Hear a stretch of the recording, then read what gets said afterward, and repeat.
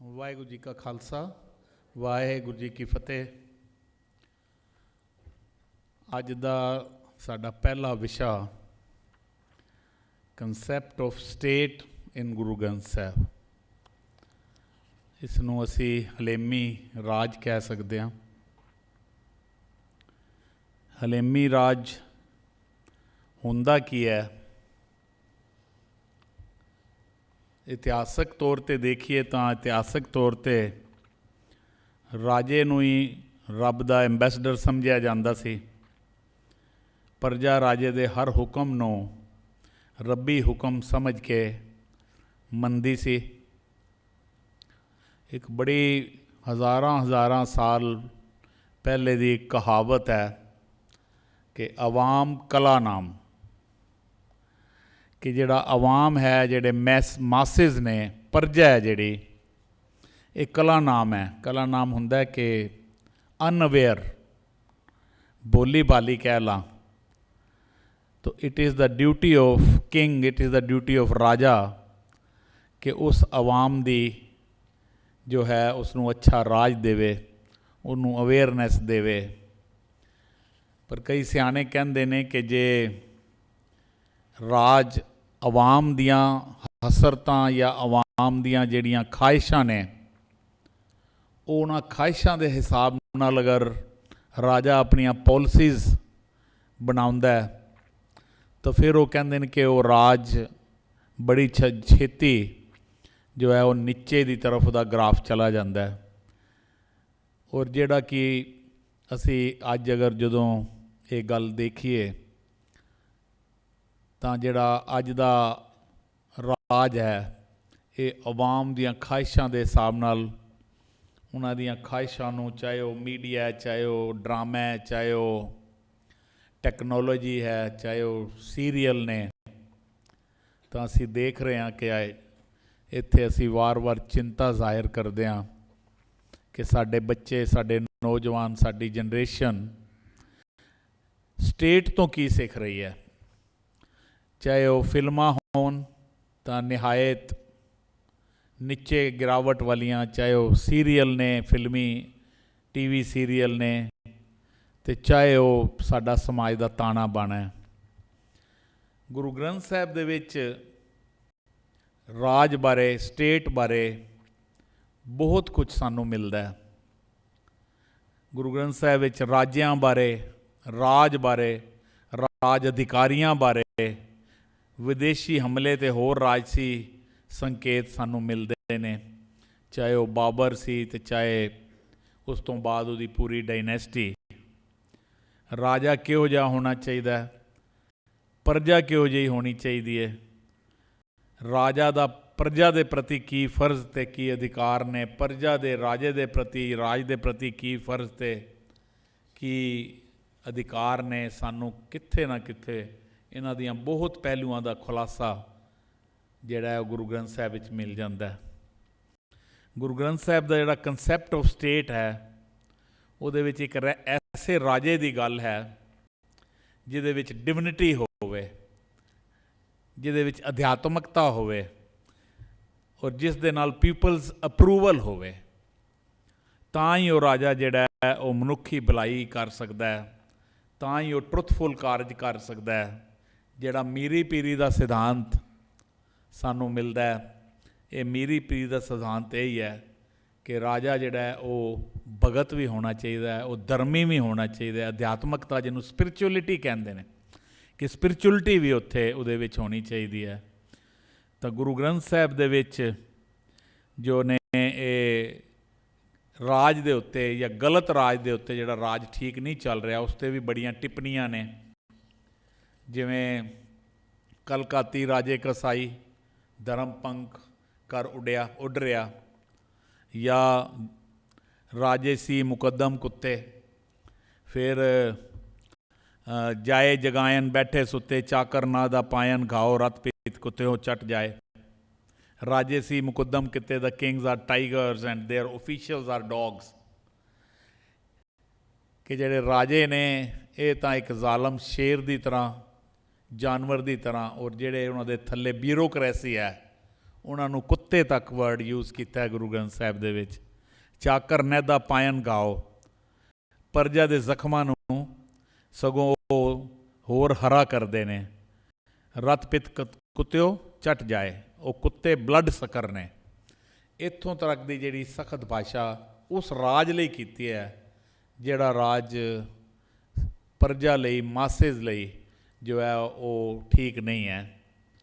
ਸਾਡੀਆਂ ਜਨਮ ਸਾਖੀਆਂ ਦੀ ਪਰੰਪਰਾ ਦੇ ਵਿੱਚ ਵੀ ਸਾਨੂੰ ਬੜੀਆਂ ਰਾਜ ਦੇ ਸੰਕਲਪ ਦੀਆਂ ਗੱਲਾਂ ਮਿਲ ਜਾਂਦੀਆਂ ਨੇ। ਭਾਈ ਮਨੀ ਸਿੰਘ ਵਾਲੀ ਜਨਮ ਸਾਖੀ ਖਾਸ ਕਰਕੇ ਉਹਦੇ 'ਚ ਕਹਿੰਦੇ ਨੇ ਕਿ ਬਾਬਰ ਨੂੰ ਗੁਰੂ ਨਾਨਕ ਇੱਕ ਆਦਰਸ਼ ਰਾਜ ਦੇ ਗੁਣ ਦੱਸ ਰਹੇ ਨੇ ਉਸ ਜਨਮ ਸਾਖੀ ਦੇ ਵਿੱਚ।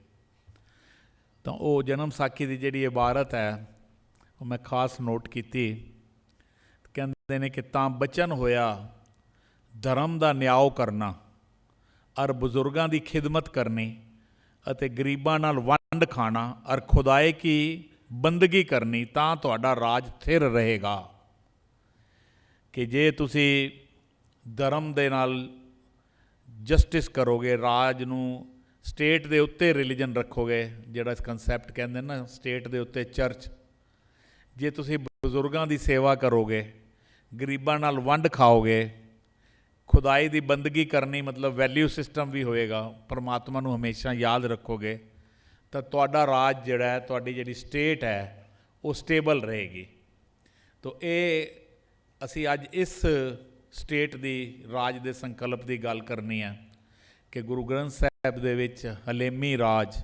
ਮੈਂ ਵਾਰ-ਵਾਰ ਕਹਿੰਦਾ ਜਦੋਂ ਅਸੀਂ ਖਾਲਸਾ ਵੀ ਸ਼ਬਦ ਯੂਜ਼ ਕਰਦੇ ਹਾਂ ਅਤੇ ਮੈਂ ਅਕਸਰ ਕਹਿੰਦਾ ਖਾਲਸਾ ਇੰਸਟੀਟਿਊਸ਼ਨ ਹੈ, ਖਾਲਸਾ ਇੱਕ ਫਿਲੋਸਫੀ ਹੈ ਜਿਹੜਾ ਪੂਰੀ ਦੁਨੀਆ ਨੂੰ ਇਹ ਮੈਸੇਜ ਦੇ ਰਿਹਾ ਕਿ ਖਾਲਸਾ ਰਾਜ ਕਿੱਥੇ ਕਰਨਾ ਹੈ, ਰਾਜ ਲੋਕਾਂ ਦੇ ਦਿਲਾਂ 'ਤੇ ਕਰਨਾ ਹੈ, ਰਾਜ ਲੋਕਾਂ ਦੇ ਜ਼ਹਿਨਾਂ 'ਤੇ ਕਰਨਾ ਹੈ। ਇਹ ਵਾਲਾ ਹਲੀਮੀ ਰਾਜ ਜਿਹੜਾ ਗੁਰੂ ਗੋਬਿੰਦ ਸਿੰਘ ਸਾਹਿਬ ਨੇ ਕਿਹਾ ਸੀ। ਖਾਲਸਾ ਰਾਜ, ਖਾਲਸਾ ਕੋਈ ਬੰਦਾ ਨਹੀਂ ਹੋ ਸਕਦਾ ਕਿਉਂਕਿ ਖਾਲਸਾ ਜਿਹੜੀ ਇੰਸਟੀਟਿਊਸ਼ਨ ਹੈ ਇਹ ਇਮੋਰਟਲ ਹੈ, ਅਮਰ। ਤਾਂ ਇਸ ਲਈ ਅਸੀਂ ਅੱਜ ਦਾ ਜਿਹੜਾ ਸਾਡਾ ਵਿਸ਼ਾ ਹੈ ਕਿ ਕੰਸੈਪਟ ਆਫ ਸਟੇਟ ਜਾਂ ਹਲੇਮੀ ਰਾਜ ਗੁਰੂ ਗ੍ਰੰਥ ਸਾਹਿਬ ਦੇ ਵਿੱਚ ਕਿਸ ਤਰ੍ਹਾਂ ਦਾ ਦੱਸਿਆ ਗਿਆ, ਉਸ ਬਾਰੇ ਸਾਡੇ ਵਿੱਚ ਡਾਕਟਰ ਸਵਰਾਜ ਸਿੰਘ ਜੀ ਨੇ। ਇਹ ਕੋਈ ਇੰਟਰੋਡਕਸ਼ਨ ਦੇ ਮੁਤਾਜ ਨਹੀਂ ਕਿਉਂਕਿ ਪਹਿਲੇ ਸਾਡੇ ਕੋਲ ਆ ਚੁੱਕੇ ਨੇ।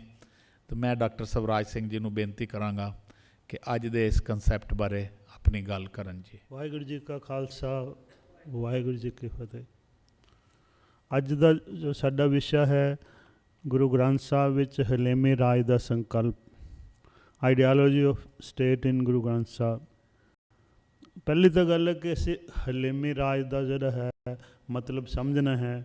ਅੰਗਰੇਜ਼ੀ ਦਾ ਜਿਹੜਾ ਸ਼ਬਦ ਹੈ ਬੈਨੋਵਲੈਂਟ ਸਟੇਟ ਜਾਂ ਵੈਲਫੇਅਰ ਸਟੇਟ ਵੀ ਕਹਿ ਸਕਦੇ ਹਾਂ ਆਪਾਂ। ਤਾਂ ਮਤਲਬ ਹੈ ਕਿ ਉਹ ਰਾਜ ਜਿਸ ਦੇ ਵਿੱਚ ਸਮਾਜਿਕ ਭਲਾਈ ਹੋਵੇ ਉਹ ਹਲੇਮੀ ਰਾਜ ਕਹਾਇਆ ਜਾਂਦਾ ਹੈ। ਜਿਸ ਰਾਜ ਦਾ ਮੰਤਵ ਪ੍ਰਜਾ ਦੀ, ਲੋਕਾਂ ਦੀ ਸੇਵਾ ਅਤੇ ਭਲਾ ਕਰਨਾ ਹੋਵੇ ਉਹ ਮਤਲਬ ਹਲੇਮੀ ਰਾਜ ਕਹਾਣ ਦੇ ਜਿਹੜਾ ਕਾਬਲ ਹੈ ਜਾਂ ਬੈਨੇਵੋਲੈਂਟ ਸਟੇਟ ਕਹਾਈ ਜਾ ਸਕਦੀ ਹੈ। ਹੁਣ ਸਵਾਲ ਹੈ ਕਿ ਲੋਕਾਂ ਦਾ ਭਲਾ ਕਿਹੋ ਜਿਹੇ ਰਾਜ 'ਚ ਹੁੰਦਾ ਹੈ। ਲੋਕਾਂ ਦਾ ਭਲਾ ਉੱਥੇ ਹੁੰਦਾ ਹੈ ਜਿੱਥੇ ਨਾ ਤਾਂ ਕੋਈ ਸ਼ੋਸ਼ਣ ਹੋਵੇ, ਨਾ ਲੋਕਾਂ ਦੀ ਲੁੱਟ ਹੋਵੇ, ਨਾ ਕੋਈ ਵਿਤਕਰਾ ਹੋਵੇ।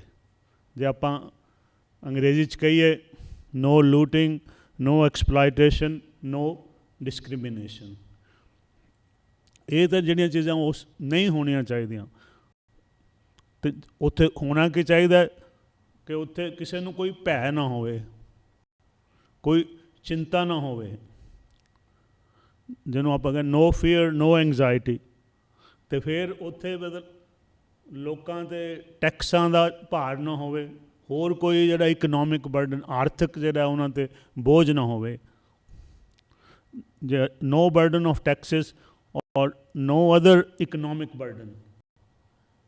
ਇਹ ਮਤਲਬ ਇਹ ਹਲੇਮੀ ਰਾਜ ਦੇ ਕੁਛ ਜਿਹੜੇ ਮੈਨੂੰ ਗੱਲਾਂ ਲੱਗਦੀਆਂ ਕਿ ਜਿਹੜੇ ਉਹਦੇ ਕਰੈਕਟਰਿਸਟਿਕਸ ਨੇ। ਅਤੇ ਹੋਰ ਕੀ ਚੀਜ਼ ਹੈ ਕਿ ਉੱਥੇ ਕੀ ਹੋਵੇ ਕਿ ਜਿੱਥੇ ਲੋਕ ਜਿਹੜੇ ਪ੍ਰੇਮ ਦੇ ਨਾਲ ਜਿਹੜੇ ਹੈ ਸ਼ਾਂਤੀਪੂਰਵਕ ਸਹਿ ਹੋਂਦ ਹੋਵੇ।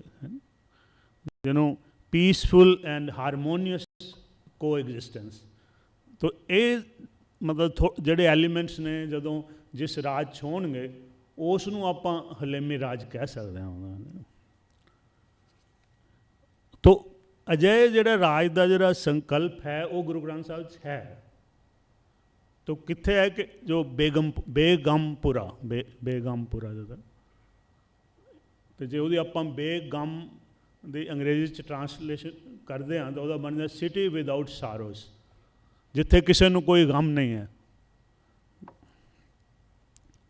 ਹੁਣ ਦੇਖਣ ਵਾਲੀ ਗੱਲ ਹੈ ਕਿ ਜਿਹੜੀ ਅਸੀਂ ਗੱਲ ਸਮਝਣੀ ਹੈ ਕਿ ਜੋ ਗੁਰੂ ਗ੍ਰੰਥ ਸਾਹਿਬ ਦਾ ਜੋ ਸੁਣਿਆ ਹੈ ਜਾਂ ਤਜਰਬਾ ਹੈ ਕੀ ਸਿਰਫ ਸਿੱਖਾਂ ਲਈ ਹੈ? ਇਹ ਬਿਲਕੁਲ ਨਹੀਂ ਹੈ ਕਿ ਗੁਰੂ ਗ੍ਰੰਥ ਸਾਹਿਬ ਦਾ ਮੈਸੇਜ ਸਾਰੀ ਹਿਊਮੈਨਿਟੀ ਲਈ ਹੈ। ਤੋ ਜਿਹੜਾ ਸਟੇਟ ਦਾ ਵੀ ਜਿਹੜਾ ਕਨਸੈਪਟ ਹੈ ਉਹ ਸਿਰਫ ਗੁਰੂ ਸਾਹਿਬ ਨੇ ਇਹ ਨਹੀਂ ਕਿ ਵੀ ਸਿੱਖਾਂ ਦੀ ਸਟੇਟ ਇੱਦਾਂ ਦੀ ਹੋਣੀ ਚਾਹੀਦੀ ਹੈ, ਉਹ ਸਾਰਿਆਂ ਨੇ ਕਿ ਸਟੇਟ ਹੀ ਇੱਦਾਂ ਦੇ, ਰਾਜੇ ਹੀ ਇੱਦਾਂ ਦੇ ਹੋਣੇ ਚਾਹੀਦੇ ਰਾਜ। ਤੋ ਇਹ ਸਿਰਫ ਸਾਡੇ 'ਤੇ ਨਹੀਂ ਲਾਗੂ ਹੁੰਦਾ, ਬਲਕਿ ਜੋ ਵੀ ਗੁਰੂ ਗ੍ਰੰਥ ਸਾਹਿਬ ਦਾ ਜਿਹੜਾ ਮੈਸੇਜ ਹੈ ਉਹ ਸਾਰੇ ਯੂਨੀਵਰਸਲ ਮੈਸੇਜ ਹੈ। ਇਹ ਸਾਰਿਆਂ ਲਈ ਗੁਰੂ ਸਾਹਿਬ ਨੇ ਦਿੱਤਾ ਹੈ ਕਿ ਵੀ ਇਹ ਰਾਜ ਹੀ ਇਸ ਤਰ੍ਹਾਂ ਦਾ ਹੋਣਾ ਚਾਹੀਦਾ ਹੈ। ਤੋ ਇਹ ਆਪਾਂ ਬਾਰ-ਬਾਰ ਹੁਣ ਗੱਲ ਬਹੁਤ ਵਾਰੀ ਇਸ ਕੋਰਸ 'ਚ ਦੁਹਰਾਈ ਜਾਂਦੀ ਹੈ, ਪਰ ਫਿਰ ਵੀ ਜਿਹੜਾ ਹੈ ਕਿਸੇ ਚੰਗੀ ਚੀਜ਼ ਨੂੰ ਦੁਹਰਾਉਣਾ ਜਿਹੜਾ ਆਪਣੇ ਆਪ 'ਚ ਇੱਕ ਚੰਗੀ ਗੱਲ ਹੈ ਕਿ ਗੁਰੂ ਗ੍ਰੰਥ ਸਾਹਿਬ ਜਿਹੜਾ ਸਿਰਫ ਸਿੱਖਾਂ ਦਾ ਨਹੀਂ ਬਲਕਿ ਸਾਰੀ ਹਿਊਮੈਨਿਟੀ ਦਾ ਗ੍ਰੰਥ ਹੈ। ਇਹ ਜਿਹੜੀ ਗੱਲ ਹੈ ਤੋ ਇਹ ਜਿਹੜਾ ਕਨਸੈਪਟ ਅਸੀਂ ਉਸ ਸੰਦਰਭ ਦੇ ਵਿੱਚ ਸਮਝਣਾ ਹੈਗਾ। ਤੋ ਦੂਸਰੀ ਜਿਹੜੀ ਇੱਕ ਤਾਂ ਇਹ ਹੈ ਕਿ ਆਪਾਂ ਇਹ ਦੇਖਣਾ ਕਿ ਜਿਹੜਾ ਵੀ ਮੈਸੇਜ ਗੁਰੂ ਗ੍ਰੰਥ ਸਾਹਿਬ ਦਿੱਤਾ ਗਿਆ ਹੈ ਉਹ ਸਿਰਫ ਸਿੱਖਾਂ ਨੂੰ ਨਹੀਂ ਦਿੱਤਾ ਗਿਆ, ਜਿਹਨੂੰ ਅਸੀਂ ਸਮਝਦੇ ਹਾਂ ਸਿੱਖ, ਚਲੋ ਉਹ ਵੀ ਇੱਕ ਵੱਖਰਾ ਵਿਸ਼ਾ ਵੀ ਸਿੱਖ ਕੌਣ ਹੈ, ਲੇਕਿਨ ਇਹ ਮੈਸੇਜ ਸਾਰੇ ਗੁਰੂ ਸਾਹਿਬ ਹਿਊਮੈਨਿਟੀ ਨੂੰ ਦੇ ਰਹੇ। ਔਰ ਦੂਸਰੀ ਗੱਲ ਜਿਹੜੀ ਇਹ ਹੈ ਕਿ ਗੁਰੂ ਗ੍ਰੰਥ ਸਾਹਿਬ ਸਿਰਫ ਧਰਮ ਦੇ ਗ੍ਰੰਥ ਨਹੀਂ ਹਨ,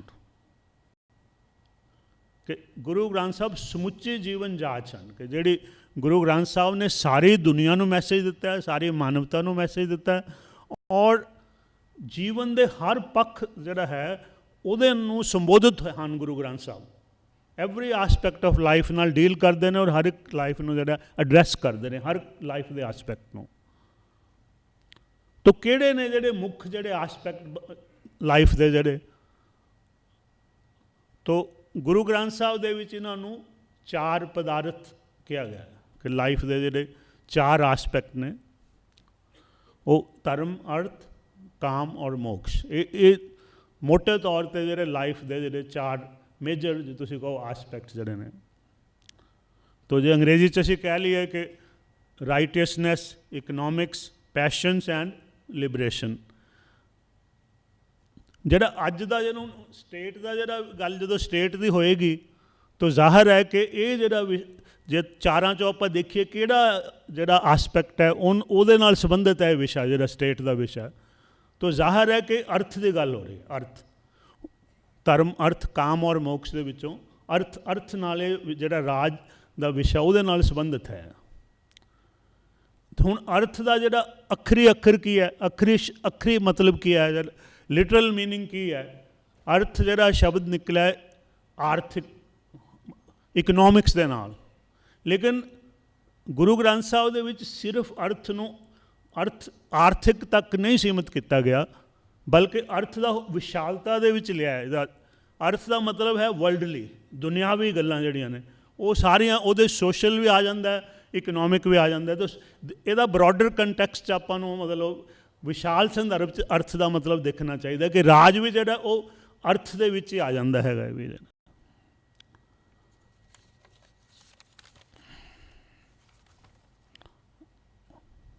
ਤੋ ਇਸ ਕਰਕੇ ਜਿਹੜਾ ਅਰਥ ਦੇ ਸਮਾਜਿਕ, ਆਰਥਿਕ ਅਤੇ ਰਾਜਨੀਤਿਕ ਪੱਖ ਹਨ। ਇਹਦੇ ਦਿਸ ਇਜ਼ ਜਿਹੜਾ ਸੋਸ਼ਲ, ਇਕਨੋਮਿਕ ਐਂਡ ਪੋਲੀਟੀਕਲ ਆਸਪੈਕਟਸ ਜਿਹੜਾ ਅਰਥ ਸ਼ਬਦ ਦੇ ਜਿਹੜੇ ਨੇ ਉਹ।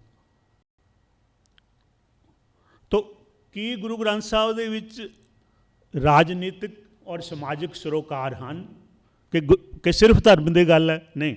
ਤੁਸੀਂ ਦੇਖੋ ਕਿ ਗੁਰੂ ਗ੍ਰੰਥ ਸਾਹਿਬ ਦੇ ਵਿੱਚ ਜਿੱਥੇ ਧਰਮ ਦੀ ਗੱਲ ਹੈ ਉੱਥੇ ਜਿਹੜਾ ਆਪਣਾ ਸਮਕਾਲੀ ਜਿਹੜਾ ਕੰਟੈਂਪਰੇਰੀ ਸੁਸਾਇਟੀ ਹੈ ਉਹਦੇ ਉੱਪਰ ਕ੍ਰਿਟਿਕ ਹੈ। ਉਹਦੇ ਹਰ ਤਰ੍ਹਾਂ ਦੀਆਂ ਜਿਹੜੀਆਂ ਇੰਸਟੀਟਿਊਸ਼ਨਸ ਹੈ ਉਸ ਸੁਸਾਇਟੀ ਦੀਆਂ, ਚਾਹੇ ਉਹ ਧਾਰਮਿਕ ਨੇ, ਚਾਹੇ ਸਮਾਜਿਕ ਨੇ, ਚਾਹੇ ਰਾਜਨੀਤਿਕ ਨੇ, ਹਰ ਇੱਕ 'ਤੇ ਗੁਰੂ ਸਾਹਿਬ ਨੇ ਜਿਹੜਾ ਉਹਨਾਂ ਨੂੰ ਜਿਹੜੀ ਗਲਤ ਚੀਜ਼ ਉਹਨਾਂ ਨੇ ਦੇਖੀ ਉਹਨੂੰ ਕ੍ਰਿਟੀਸਾਈਜ਼ ਕੀਤਾ। ਔਰ ਸਿਰਫ ਕ੍ਰਿਟੀਸਾਈਜ਼ ਨਹੀਂ ਕੀਤਾ, ਇੱਕ ਤਾਂ ਹੁੰਦਾ ਨਾ ਕਿ ਜੋ ਹੈ ਉਹਨੂੰ ਕਿਹਾ ਕਿ ਇਹ ਨਹੀਂ ਠੀਕ, ਇਹ ਨਹੀਂ ਠੀਕ। ਗੁਰੂ ਸਾਹਿਬ ਨੇ ਆਪਣਾ ਇੱਕ ਨਾਲ, ਜਿੱਥੇ ਉਹਨੂੰ ਗਲਤ ਨੂੰ ਗਲਤ ਕਿਹਾ, ਉੱਥੇ ਸਹੀ ਦਾ ਮਾਡਲ ਵੀ ਦਿੱਤਾ ਹੈ ਕਿ ਜੇ ਇਹ ਗਲਤ ਹੈ ਤਾਂ ਸਹੀ ਕੀ ਹੋਣਾ ਚਾਹੀਦਾ ਹੈ।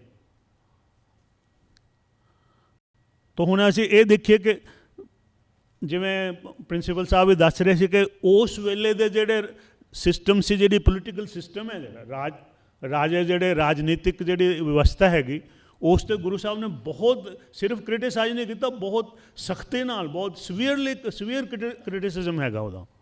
ਕਲ ਕਾਤੀ ਰਾਜੇ ਕਾ ਸਾਈ, ਧਰਮ ਪੰਖ ਕਰ ਉੱਡ ਰਿਹਾ, ਕੂੜ ਮਾਵ ਸੱਚ ਚੰਦਰਮਾ, ਦਿਸੇ ਨਾਹੀਂ ਕਹਿ ਚੜਿਆ। ਕਿ ਇੰਨੀ ਉਹਨਾਂ ਨੇ ਕਿਹਾ ਕਿ ਇਹ ਜਿਹੜੇ ਰਾਜੇ ਨੇ, ਜਿਹੜੇ ਇਹ ਕਸਾਈਆਂ ਦੇ ਬਰਾਬਰ ਵਧੇ, ਲੋਕਾਂ ਦੀ ਸੇਵਾ ਨਹੀਂ ਕਰ ਰਹੇ, ਲੋਕਾਂ ਦਾ ਜਿਹੜਾ ਲਹੂ ਪੀ ਰਹੇ ਨੇ ਮਤਲਬ। ਔਰ ਜਿੱਥੇ ਇਹੋ ਜਿਹੀ ਗੱਲ ਹੋਏਗਾ ਗੁਰੂ ਸਾਹਿਬ ਕੋਲ, ਉੱਥੇ ਧਰਮ ਕਿਸ ਤਰ੍ਹਾਂ ਰਹਿ ਸਕਦਾ? ਇਹਨਾਂ ਦੇ ਰਾਜ ਦੇ ਵਿੱਚ ਜਿਹੜਾ ਧਰਮ ਤਾਂ ਉੱਡ ਰਿਹਾ, ਜਿਹੜਾ ਅਤੇ ਨਾ ਮਤਲਬ ਇੰਨਾ ਜਿਹੜਾ ਡਾਰਕਨੈਸ, ਇੰਨਾ ਅੰਧੇਰਾ ਹੈ ਕਿ ਉੱਥੇ ਮਤਲਬ ਕੋਈ, ਜਿੱਥੇ ਇਹ ਕੰਮ ਹੋ ਰਹੇ ਨੇ ਉੱਥੇ ਅਗਿਆਨਤਾ ਦਾ ਹਨੇਰਾ ਜਿਹੜਾ ਗਿਆਨ ਦੇ ਚੰਦ ਔਰ ਸੂਰਜ ਨੂੰ ਪੂਰੀ ਤਰ੍ਹਾਂ ਜਿਹੜਾ ਹੈ ਉਸ ਨੂੰ ਜਿਹੜਾ ਅਲੋਪ ਕਰ ਦਿੰਦਾ ਹੈਗਾ। ਫਿਰ ਜਿਹੜਾ ਉਹਨਾਂ ਨੇ ਕਿਹਾ ਰਾਜੇਸ਼ੀ ਮੁਕੱਦਮ ਕੁੱਤੇ ਜਾਏ ਜਗਾਣ ਬੈਠੇ ਸੁੱਤੇ। ਰਾਜਿਆਂ ਨੂੰ ਔਰ ਉਹਨਾਂ ਦੇ ਜਿਹੜੀ ਅਹਿਲਕਾਰ ਨੇ ਜਾਂ ਉਹਨਾਂ ਦਾ ਜੋ ਸਿਸਟਮ ਹੈ ਉਸ ਨੂੰ ਜਿਹੜਾ ਹੈ ਇੰਨੀ ਮਤਲਬ ਬੁਰੀ ਤਰ੍ਹਾਂ ਉਹਨਾਂ ਨੇ ਕ੍ਰਿਟੀਸਾਈਜ਼ ਕੀਤਾ ਹੈ। ਪਰ ਉਹਦੇ ਨਾਲ ਹੀ ਫਿਰ ਜਿਹੜਾ ਹੈਗਾ ਕਿ ਜਿਵੇਂ ਮੈਂ ਕਿਹਾ ਸੀ ਕਿ ਇਹ ਨਹੀਂ ਹੈ ਕਿ ਸਿਰਫ ਉਹਨਾਂ ਨੂੰ ਜੋ ਹੈ ਉਹਨੂੰ ਕ੍ਰਿਟੀਸਾਈਜ਼ ਕੀਤਾ, ਨਾਲ ਦੀ ਨਾਲ ਗੁਰੂ ਸਾਹਿਬ ਨੇ ਜਿਹੜਾ ਹੈ ਗੁਰੂ ਗ੍ਰੰਥ ਸਾਹਿਬ ਦੇ 'ਚ ਇਹ ਵੀ ਦੱਸਿਆ ਵੀ ਕਿਹੋ ਜਿਹਾ ਰਾਜ ਅੱਛਾ ਹੈ, ਜਿਹੜਾ ਉਹਦੇ ਵੀ ਮਾਡਲ ਦਿੱਤੇ ਆ।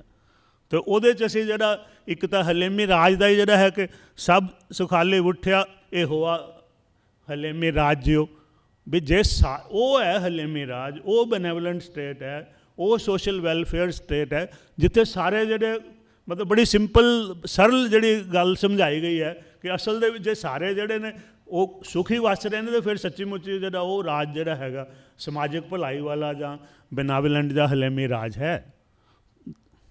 ਤਾਂ ਜਦੋਂ ਫਿਰ ਬੇਗਮਪੁਰੇ ਦੀ ਗੱਲ ਆਉਂਦੀ ਹੈ, ਸਿਟੀ ਵਿਦਆਊਟ ਸਾਰੇ, ਉਹਦੇ ਵਿੱਚ ਫਿਰ ਸਾਰੇ ਕ੍ਰਾਈਟੀਰੀਆ ਦਿੱਤੇ ਗਏ ਨੇ ਬੇਗਮਪੁਰੇ 'ਚ। ਅਤੇ ਉਹ ਮੈਂ ਥੋੜ੍ਹਾ ਜਿਹਾ ਤੁਹਾਨੂੰ ਇਹ ਦੱਸਦਾ ਕਿ ਬੇਗਮਪੁਰਾ ਸ਼ਹਿਰ ਕੋ ਨਾਮ, ਕਿ ਉਸ ਸ਼ਹਿਰ ਦਾ ਜਿਹੜਾ ਨਾਂ ਹੈ ਬੇਗਮ, ਜਿੱਥੇ ਕੋਈ ਗਮ ਨਹੀਂ ਹੈ, ਸਿਟੀ ਵਿਦਆਊਟ ਸਾਰੋ, ਦੁੱਖ ਅੰਦੋ ਨਹੀਂ ਤੈ ਠਾਉ, ਨਾ ਉੱਥੇ ਦੁੱਖ ਅਤੇ ਨਾ ਅੰਦੋ ਮੀਨ ਚਿੰਤਾ। ਕਿਸੇ ਜਿੰਨੇ ਜਿਹੜੇ ਵਸਣ ਵਾਲੇ ਨੇ ਉਹ ਦੁੱਖਾਂ ਤੋਂ ਵੀ ਰਹਿਤ ਹੈ, ਚਿੰਤਾ ਤੋਂ ਵੀ ਰਹਿਤ ਹੈ।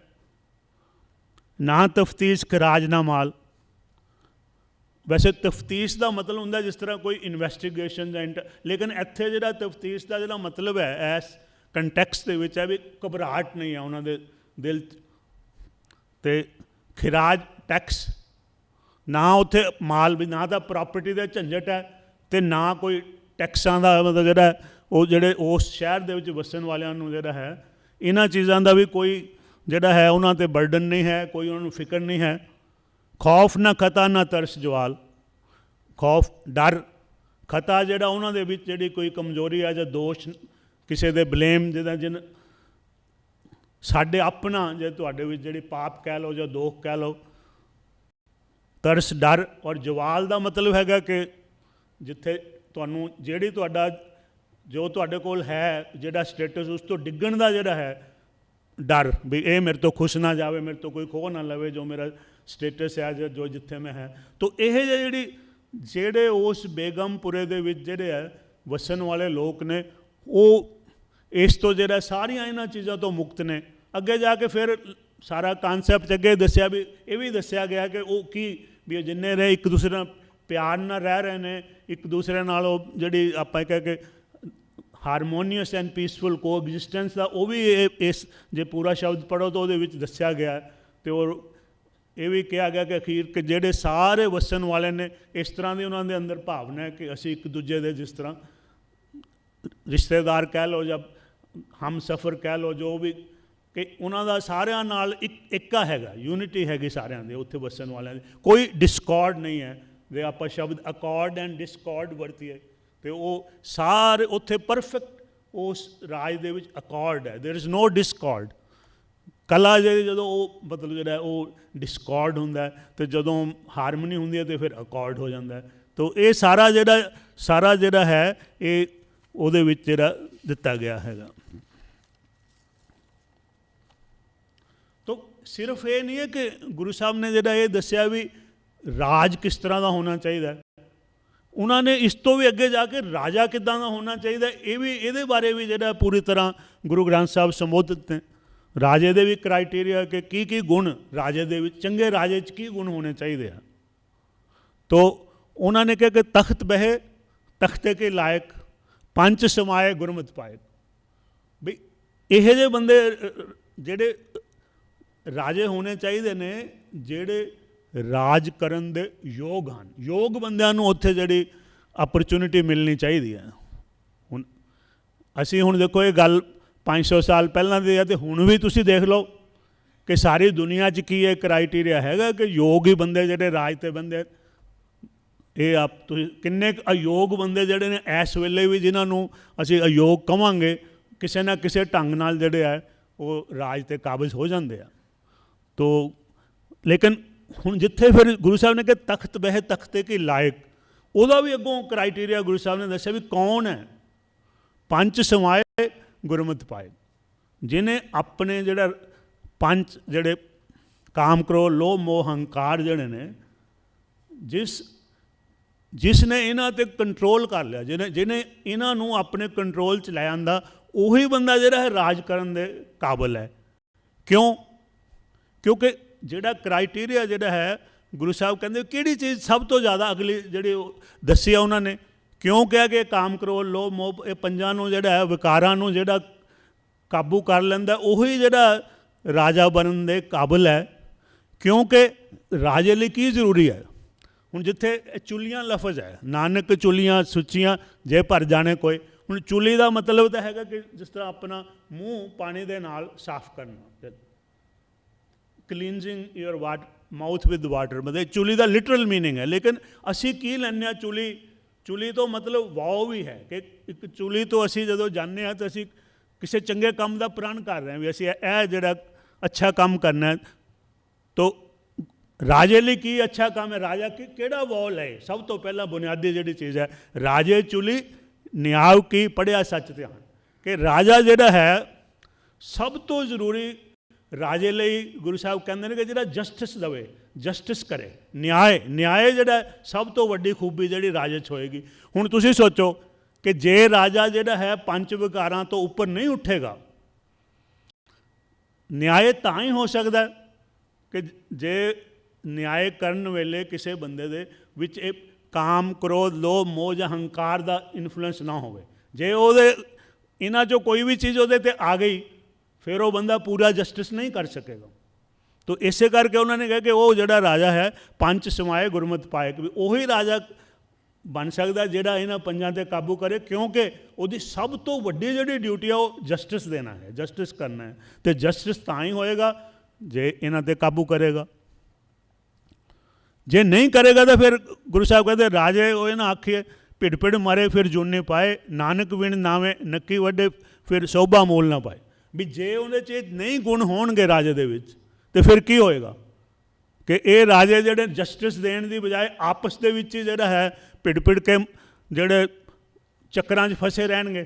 ਵੀ ਲੋਕਾਂ ਦੇ ਤਾਂ ਇਹਨਾਂ ਨੇ ਕੁਛ ਨਹੀਂ ਕਰਨਾ, ਬਸ ਸਿਰਫ ਆਪਣਾ ਸਵਾਰਥ ਜਿਹੜਾ ਹੈ, ਜੋ ਆਪਣੇ ਸੈਲਫ ਇੰਟਰਸਟ ਹੈ, ਉਹਦੇ ਲਈ ਉਹਨਾਂ ਦਾ ਕਨਫਲਿਕਟ ਜਿਹੜਾ ਹੈ, ਉਹਨਾਂ ਦਾ ਝਗੜਾ ਦੂਸਰਿਆਂ ਰਾਜਾਂ ਨਾਲ ਪੈਂਦਾ ਹੀ ਰਹੇਗਾ। ਔਰ ਉਹਦੇ ਨਾਲ ਉਹਦੇ ਵਿੱਚੋਂ ਜਿਹੜਾ ਹੈ ਇਹ ਚੱਕਰ ਦੇ ਵਿੱਚੋਂ ਕਦੀ ਜਿਹੜਾ ਹੈ ਉਹਨਾਂ ਨੇ ਕਦੇ ਨਹੀਂ ਨਿਕਲ ਸਕਣਾ। ਨਾਨਕ ਵਿਣ ਨਾ ਇਹ ਨੱਕੀ ਵੱਡੇ ਫਿਰ ਉਹ ਇਸ ਤਰ੍ਹਾਂ ਗੁਰੂ ਸਾਹਿਬ ਨੇ ਕਿਹਾ ਕਿ ਇਹ ਜਿਹੜੇ ਰਾਜੇ ਨੇ ਆਪਣਾ ਜਿਹੜਾ ਨੱਕ ਵਢਾਉਣਾ ਜਿਹੜਾ ਸੀਗਾ, ਜਿਸ ਤਰ੍ਹਾਂ ਕਿ ਸਾਡੇ ਪੁਰਾਣੇ ਇੱਥੇ ਜਿਹੜੀ ਹੈ ਰਹੀ ਹੈ ਇੱਕ ਕਿ ਜਿਹੜਾ ਕੋਈ ਬਹੁਤ ਕੋਈ ਮਾੜਾ ਕੰਮ ਕਰਦਾ ਸੀਗਾ ਉਹਦਾ ਨੱਕ ਵੱਢ ਦਿੱਤਾ ਜਾਂਦਾ ਸੀ। ਤੋ ਇਹ ਇੱਕ ਸਜ਼ਾ ਦੇ ਤੌਰ 'ਤੇ ਜਿਹੜਾ ਹੈ, ਕਿਉਂਕਿ ਮੈਂ ਮਤਲਬ ਸ਼ਾਇਦ ਕਈਆਂ ਨੂੰ ਪਤਾ ਕਿ ਮੈਂ ਖੁਦ ਪੇਸ਼ੇ ਵਜੋਂ ਇੱਕ ਸਰਜਨ ਵੀ ਹਾਂ, ਅਤੇ ਜਿਹੜਾ ਸੁਸ਼ਰਤਾ ਜਿਹੜਾ ਇੱਥੇ ਦਾ ਬਹੁਤ ਵੱਡਾ ਸਰਜਨ ਹੈ, ਉਸ ਨੇ ਜਿਹੜੀ ਹੈ ਇੱਕ ਇਹ ਉਹ ਜਦੋਂ ਦੇਖਦਾ ਸੀ ਕਿ ਕਈ ਲੋਕ ਜਿਨ੍ਹਾਂ ਦੇ ਉੱਪਰ ਵਿਵਚਾਰ ਜਾਂ ਅਡਲਟਰੀ ਜਿਹੜੀ ਸੀ, ਜਿਹਨੂੰ ਅਸੀਂ ਜੇ ਵਿਆਹ ਤੋਂ ਬਾਹਰ ਜਿਹੜਾ ਕਿਸੇ ਨਾਲ ਰਿਸ਼ਤਾ ਬਣਾਉਣਾ, ਉਹਦਾ ਜਿਹੜੀ ਸਜ਼ਾ ਸੀ, ਜਿਹੜੇ ਲੋਕਾਂ ਨੂੰ ਪਨਿਸ਼ ਕੀਤਾ ਜਾਂਦਾ ਸੀ, ਉਹਨਾਂ ਦਾ ਨੱਕ ਵੱਢ ਦਿੱਤਾ ਜਾਂਦਾ ਸੀ। ਤਾਂ ਉਹ ਸੁਸ਼ਰਤਾ ਨੂੰ ਇਹ ਬਹੁਤ, ਤੁਸੀਂ ਇਮੈਜਿਨ ਕਰੋ ਕਿ ਉਹ ਲੋਕਾਂ ਦਾ ਜੀਵਨ ਕਿੱਦਾਂ ਦਾ ਹੋਏਗਾ ਜਾਂ ਨੱਕ ਵੱਢਿਆ ਜਾਏਗਾ। ਤਾਂ ਉਹ ਸਰਜਨ ਸੀਗਾ, ਤਾਂ ਉਹਨੇ ਕਿਹਾ ਮੈਂ ਇਹਨਾਂ ਲੋਕਾਂ ਲਈ ਕੁਛ ਕਰਨਾ ਹੈਗਾ। ਅਤੇ ਉਸ ਨੇ ਫਿਰ ਜਿਹੜਾ ਹੈ ਉਸ ਸਮੇਂ ਇੱਥੋਂ ਮਤਲਬ ਇੱਕ ਪਲਾਸਟਿਕ ਸਰਜਰੀ ਕਰਕੇ ਅਤੇ ਲੋਕਾਂ ਦਾ ਜਿਹੜਾ ਨੱਕ ਜਿਹੜਾ ਸੀ, ਜਿਹਨਾਂ ਦਾ ਵੱਢਿਆ ਹੋਇਆ ਸੀਗਾ, ਉਹਨਾਂ ਦਾ ਨੱਕ ਜਿਹੜਾ ਰੀਕਨਸਟਰਕਟ ਕੀਤਾ।